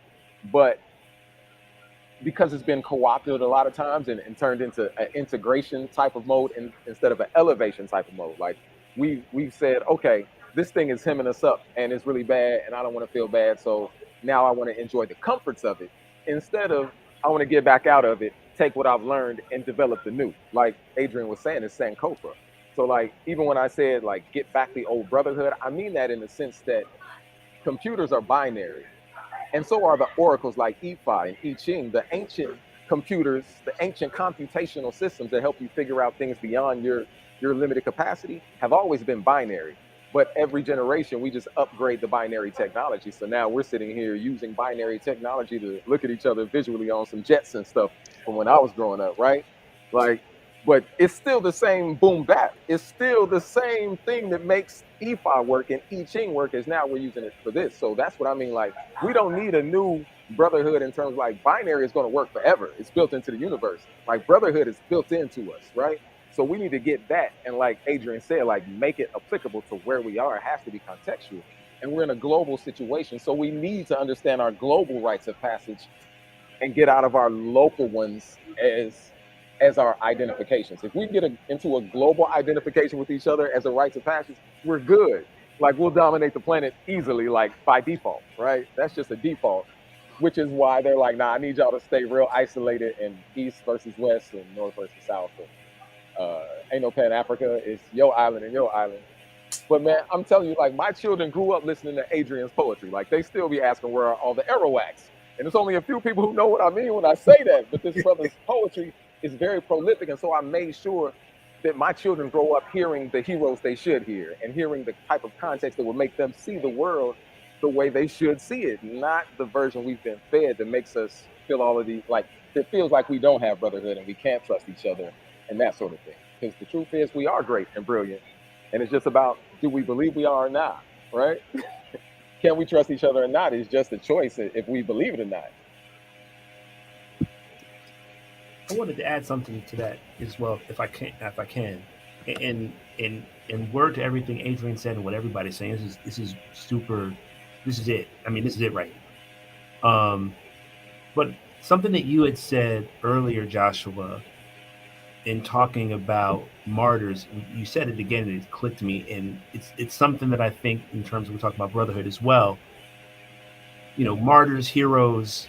You know, the examples we're talking about, it's always a dead black, murder, whatever. And I think about, I just from just the little time that I've spent here, I know some of us are fathers. I know some of us have our own businesses. Some of us are directly active in the community. So the thing that, going back to what I was talking about being an educator, we have living examples and models of what we can and want to be. We know great Black men in our everyday life that have all of the traits that we're talking about, that have vulnerability, that do listen, that are also strong as well, but can also nurture. We have those examples. And we oftentimes overlook those examples, or they're not, brought attention to, or because of the way that popular culture is we've made caricatures of everyone, not just Black men. We've made caricatures of everyone. This is how these people act, and they all act this way. They all want these things, they all don't want these things. Or if I am going to aspire to a particular Black, keeping it to Black male or Black men, it has to be the one that weirdly kind of mimics what is white or is closer to proximity of whiteness, as opposed to having an understanding of themselves and that larger kind of Pan African idea, that Josh was talking about and that Adrian's alluding to, right? So I think about that as well. That oftentimes the people and the things that we need to aspire to and learn from and become actually are right around us. What I would like to do, and I've only recently been coming into this, and it really extended a lot around Black fatherhood for me. There's so much talk around, Black men not being there for their children, and this is a real conversation that needed to happen. That's real. It's still happening, but it was hard. Like, I grew up with my father. I'm taking care of him now. I know Joshua is a father. I've seen him around his sons. I've seen him in conversation with his daughter.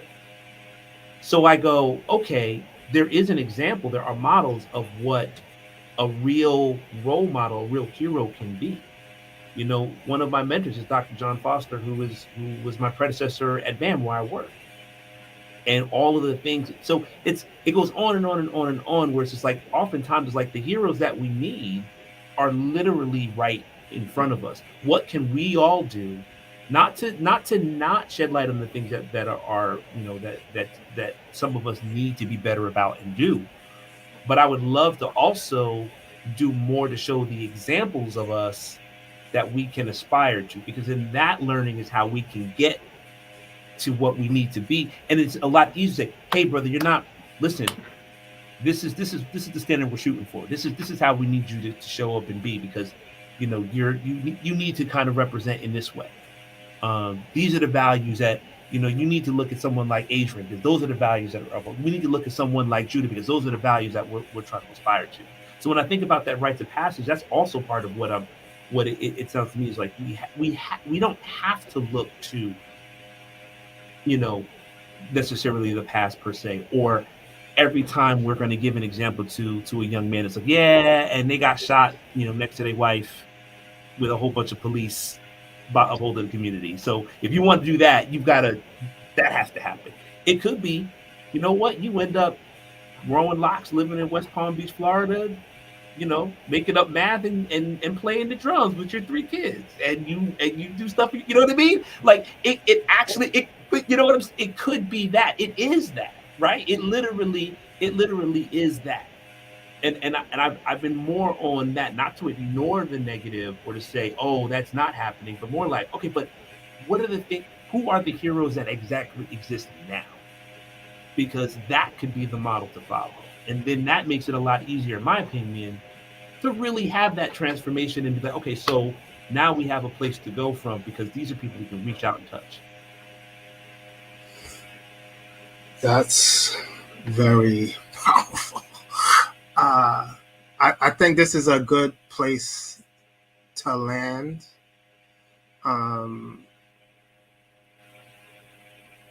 It's part of it is we started and we called out the names of the beings who have impacted our journey.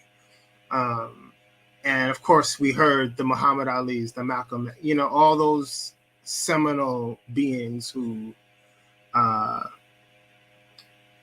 certainly speak to the totem of Black manhood.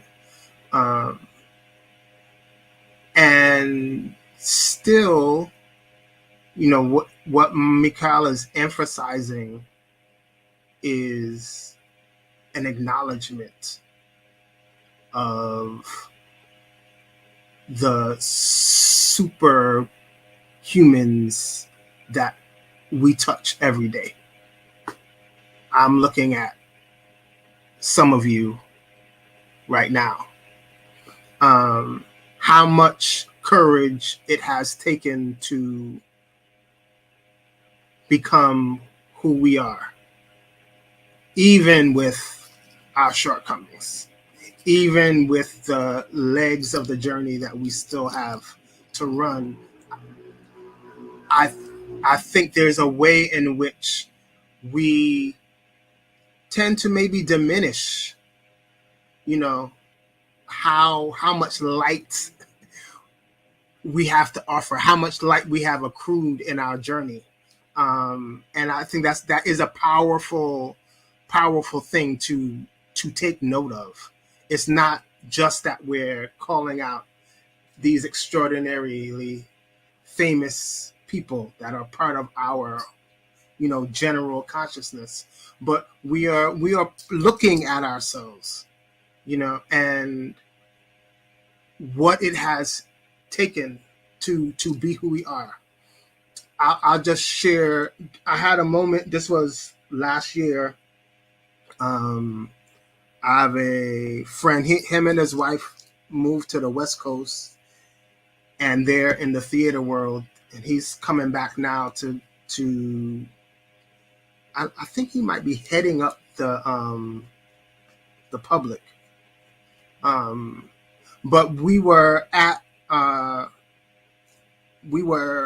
He was back in town. I forget why, but anyway, we reconnected. It was a group of us or whatever, and we were across the table, and he just said to me, "Is like," he was acknowledging me, and he was saying, "Yo, I just want to acknowledge how courageous it was how courageous you were, how many ever years ago when."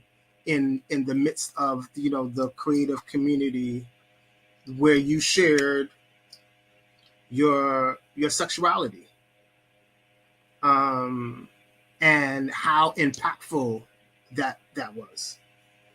And I know for me, there's so many points of my life. I'm just speaking to I person where you accomplish things, and it's like you just on to the next thing. Like you don't really realize, or you don't take the time to give yourself sufficient, adequate credit for the miracles that have come through you. And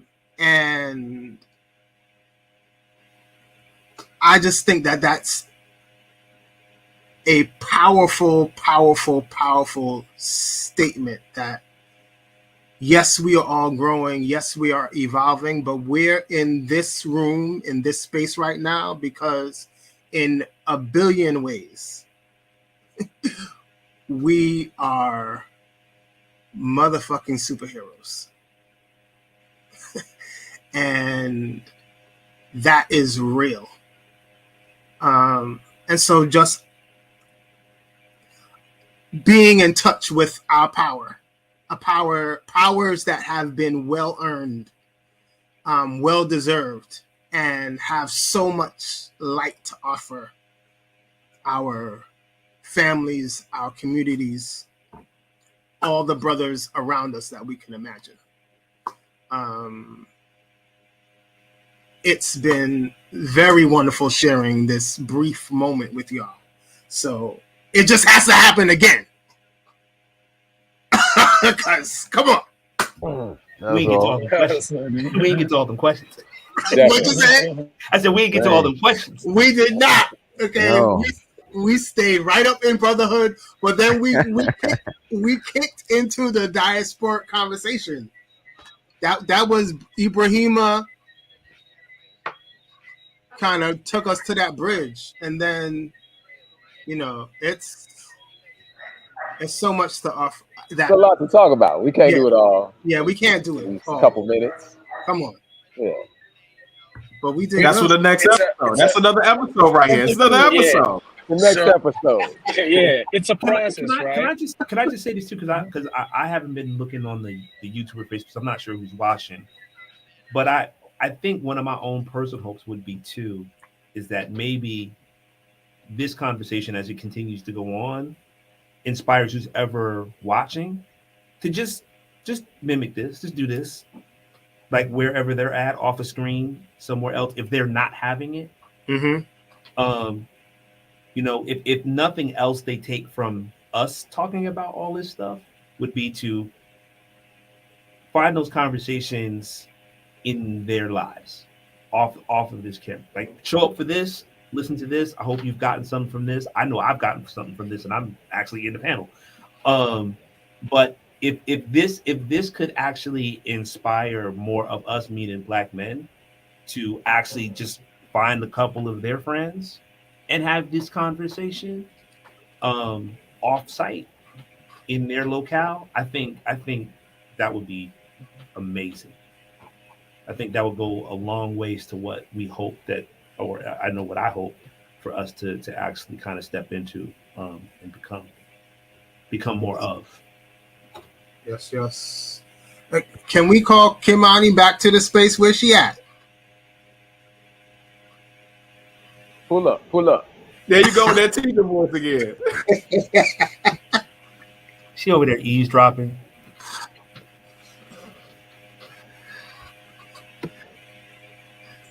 Two-hour session that felt somewhat like 20 minutes, to be truthful.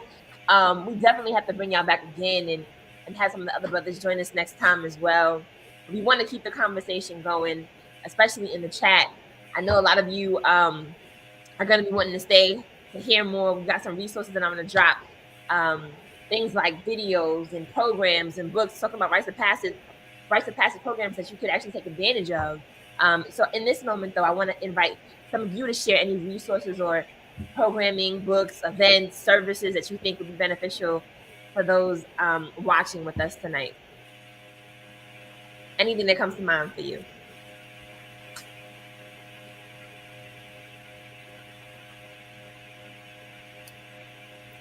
As an educator, Zaretta Hammond, culturally responsive teaching, I would suggest to all of my teachers that are watching, and even to pass it along. I have a piece from that as I was reading it, I was inspired by all of what we've been dialoguing about, even the past weeks leading up to now, and about the idea of trust. And I took a great gem away from that book in regards to us. And I'm going to wait to see if I can deliver it before we end. But Zaretta Hammond, check that out. Thank you. Anybody else? And I'll be adding those to the chat as well. Take note. Or any final words that anyone wants to share? Go ahead. May I, if you guys, I haven't heard of him, Sheikh Anta Diop, Senegalese historian, who has mentioned a whole lot about Africa, about human origins, people who are just inspiring in what they have done, what they have gone through to make it happen. And which brings me to, I think we lost Michael. He's still here. What you were saying to the viewers, and I'd just like to pass a message also to everyone who took the time to listen and to watch. You see me ghosting in and out of this panel tonight, some real African superhero powers, because we never give up. All of us here, we never gave up. All of us here, whatever we have done, whatever we've been doing, we just try to be the best at it. And that's the only way you'll be remembered, by your actions.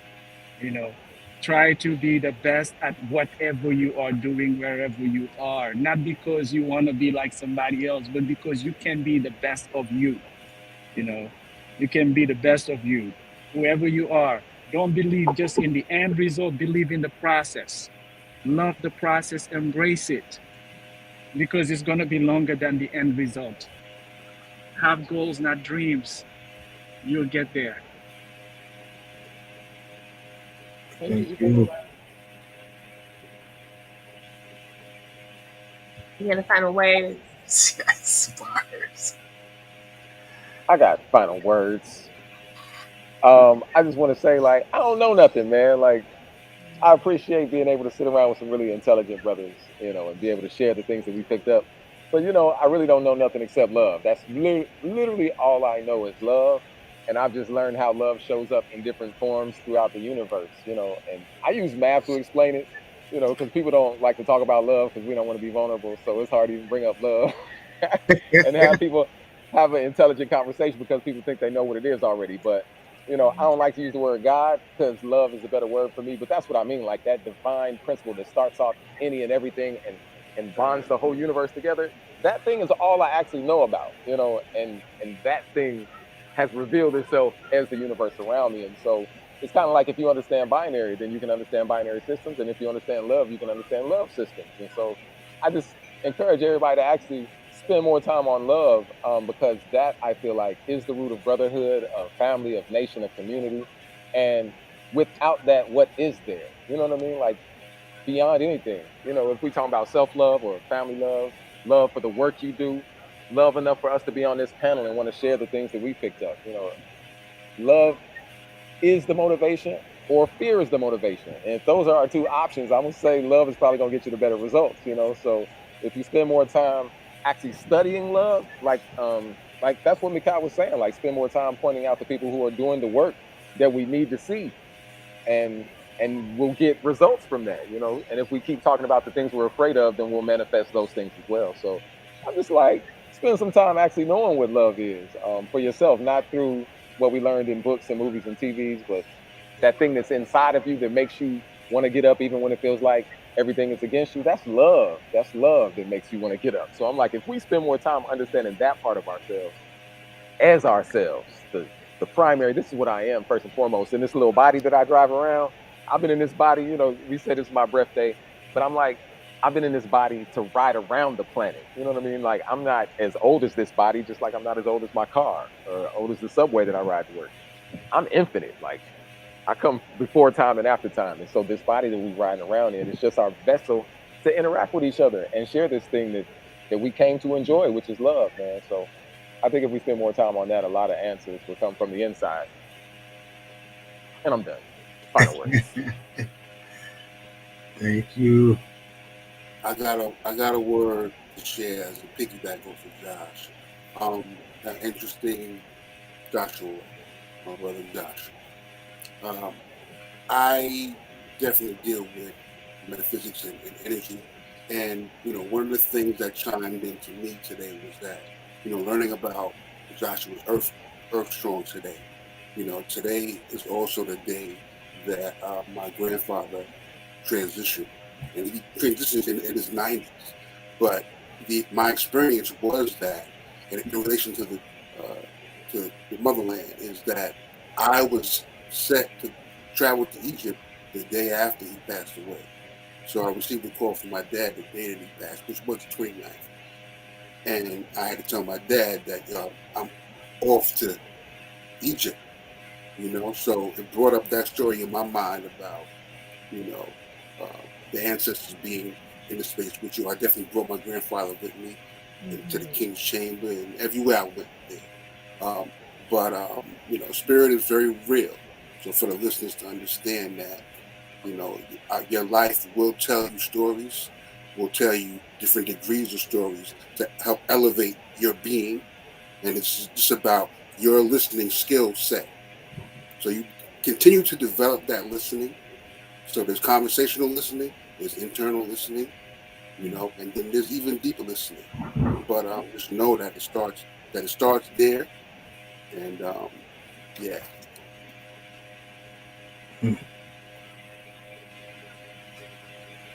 Thank you, Juba. Whew. Any last and final words before we wrap it up? Adrian, do you want to share? Real quick, everybody. Um, Ibrahima mentioned Sheikh Anta Diop. He has a book called The Cultural Unity of Black Africa. And one of the great contributions that he has given us is this understanding that we are one people. As Joshua said earlier, we all have gone through a shared ritual initiation called the Ma'afa, which we're still going through, if we didn't realize. And it is on that basis that I think that the future is being built. This shared experiences that transcends seas, transcends in our original cultures, transcends nationalities, transcends skin tone, transcends contemporary cultures. And love is really unity. And as Raj always says, love is how we evolve, through finding those common bonds, those commonalities, shared experiences, both historical and current. And I'm just really pleased to have shared this platform with you guys. This has been a bonding experience, I think. Even when I was just able to listen to the technical difficulties, I persevered, and I'm still here. And I look forward to more. Thank you, Kim and Brad. Thank you, of course. Who's jamming? I hear a DJ joined Oh, us. sorry, Oh, yeah. sorry, Okay, my I was bad. like, cool. Sorry, sorry. That's cool. Yo. Listen, hi, everybody. Respect, respect. Appreciate. The vibe is everything for me, though. You know what I mean? The vibe is everything, and there's so much that is between the spaces. You know, in the spaces between the expressions and so on. And I think that's spirit. So I'm glad that like there's so much of that positivity and consciousness to be mirrored and reflected and to be shared and to be buoyed up and so on. You know what I'm saying? And I feel like we put in a finally. I feel like finally we put in the right the right nuance on being a realist. Because too much of the time being real is just being real negative. And you know what I'm saying, like the balance of appreciation of what is, and then focusing on what we want to multiply or what we want to activate or what we want to build is just what it is. So I'm so happy that we're all doing that in our own spaces and inspiring whoever we're inspiring and being inspired by others and so on, and keeping those instances that we have that we sort of relate and connect with one another. I feel like that is really where the magic is. Be I know that we gotta do big things and we gotta activate big things, and I know that we will. I know that we will, but I think these small things though, these small moments though, where we share a real moment with somebody, is where a spirit is present, and that's what really makes a difference in our lives. You know what I'm saying? Like when I leave and go, I might forget like mere things I learn at school or mere things I read in a book or enough things I hear, but it's hard for me to forget that moment where that person said a thing or struck a nerve or touch, you know what I mean? Reach me. That's life changing shit. So the more that we get to do that with other people and have those moments, I think we're all like building the real brotherhood and community that we really want to see and really will, manifest. So, thank you, Kim, thank you, Brad, thank you, gentlemen. Thank you, Respect. thank you, Appreciate it. thank you. Thank you, viewers, coming through for Yeah, sure. definitely. Yeah. So Drew had to step away. He had dinner plans with his fiance, so I'm gonna let y'all go in a moment as well. I just wanted to remind all of you that the conversation will be live and continuing in the chat. I dropped a plethora of resources for you all. Again, check those out. And then, of course, as I always like to say, family, thank you for helping us co-create communities of care and collective consciousness. Once more, special thanks to my excellent co-host and moderator, Brad Wallen, to each of our incredible panelists. Wow. Again, that is Raj Paul, Mikhail Amin, Lord Judah, Joshua Sarah. Happy birthday, Joshua. Ibrahima Diallo, Drew Drake, and Adrian Green. All right, y'all. Thank you all for watching. Have a beautiful, beautiful, beautiful weekend. Take good care. It's been a blessing, family. Bye. Much love. Yes. Yes, man. Thank you, everyone. Have a good one. Thank you. Yes, yes.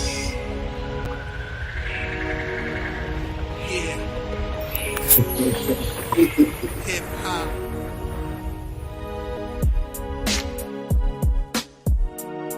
Dabo, E12, Mecca, Lord Judah,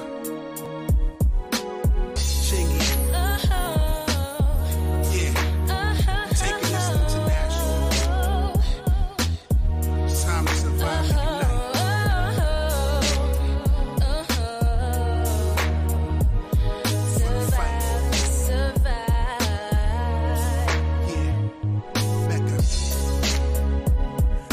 and now, people, we gotta fight to survive. Yeah. We gotta fight to survive. Let's make time and unite. We can survive. Oh, unite. we can get through it. We've gotta fight to survive. Let's make time and unite. We can survive. Oh, unite. we can get through it. Yo, we gotta survive and unite. Why? Cause they ain't never gonna divide the pie. The hate won't allow them to realize that I am not an individual. We all connected to the spiritual. So realize the power that it could produce. It'll take you out your chain, set your mind loose. And we about to change the world. Need proof? Highly intelligent. Keeping it relevant. The strategies, the plans, the ideals of the ones that laid their lives down in the field. Sometimes you gotta lay the mic down and just chill and be still. So you can fill your mind up with something real. And that's real talk. Cause you don't want to spend your life in another man's thoughts, yo. Plant seeds so you can sow and share it all with your family so they can know love. We gotta fight to survive. Let's make time and unite. We can survive. Oh, unite. we can get through it. We've gotta fight to survive. Let's make time and unite. We can survive. Oh, unite. we can get through it. I gotta make it in the scope place, so I subtract to keep the stack fat. I make a living off that. Don't judge me. The world is cold and ugly. Survival of the fit. The weak don't survive for long. Survival law. I'm around to kill for my breakthrough. Kill for the dreams I pursue to all come true. Nope. So let congregations know the imperfections in my actions ain't nothing but a mother man to be what he can. To put food on the table, I gotta eat too. Selling souls for material wishes I never do. I'm not a perfect dude, I sin. Yes I do. But you a sinner too if you hate a brother cause of the things he do. Says the holy book. I guess we all sinners. I sold dope to a pope, stole smack from a priest. We're living in the belly of the beast. Don't judge me.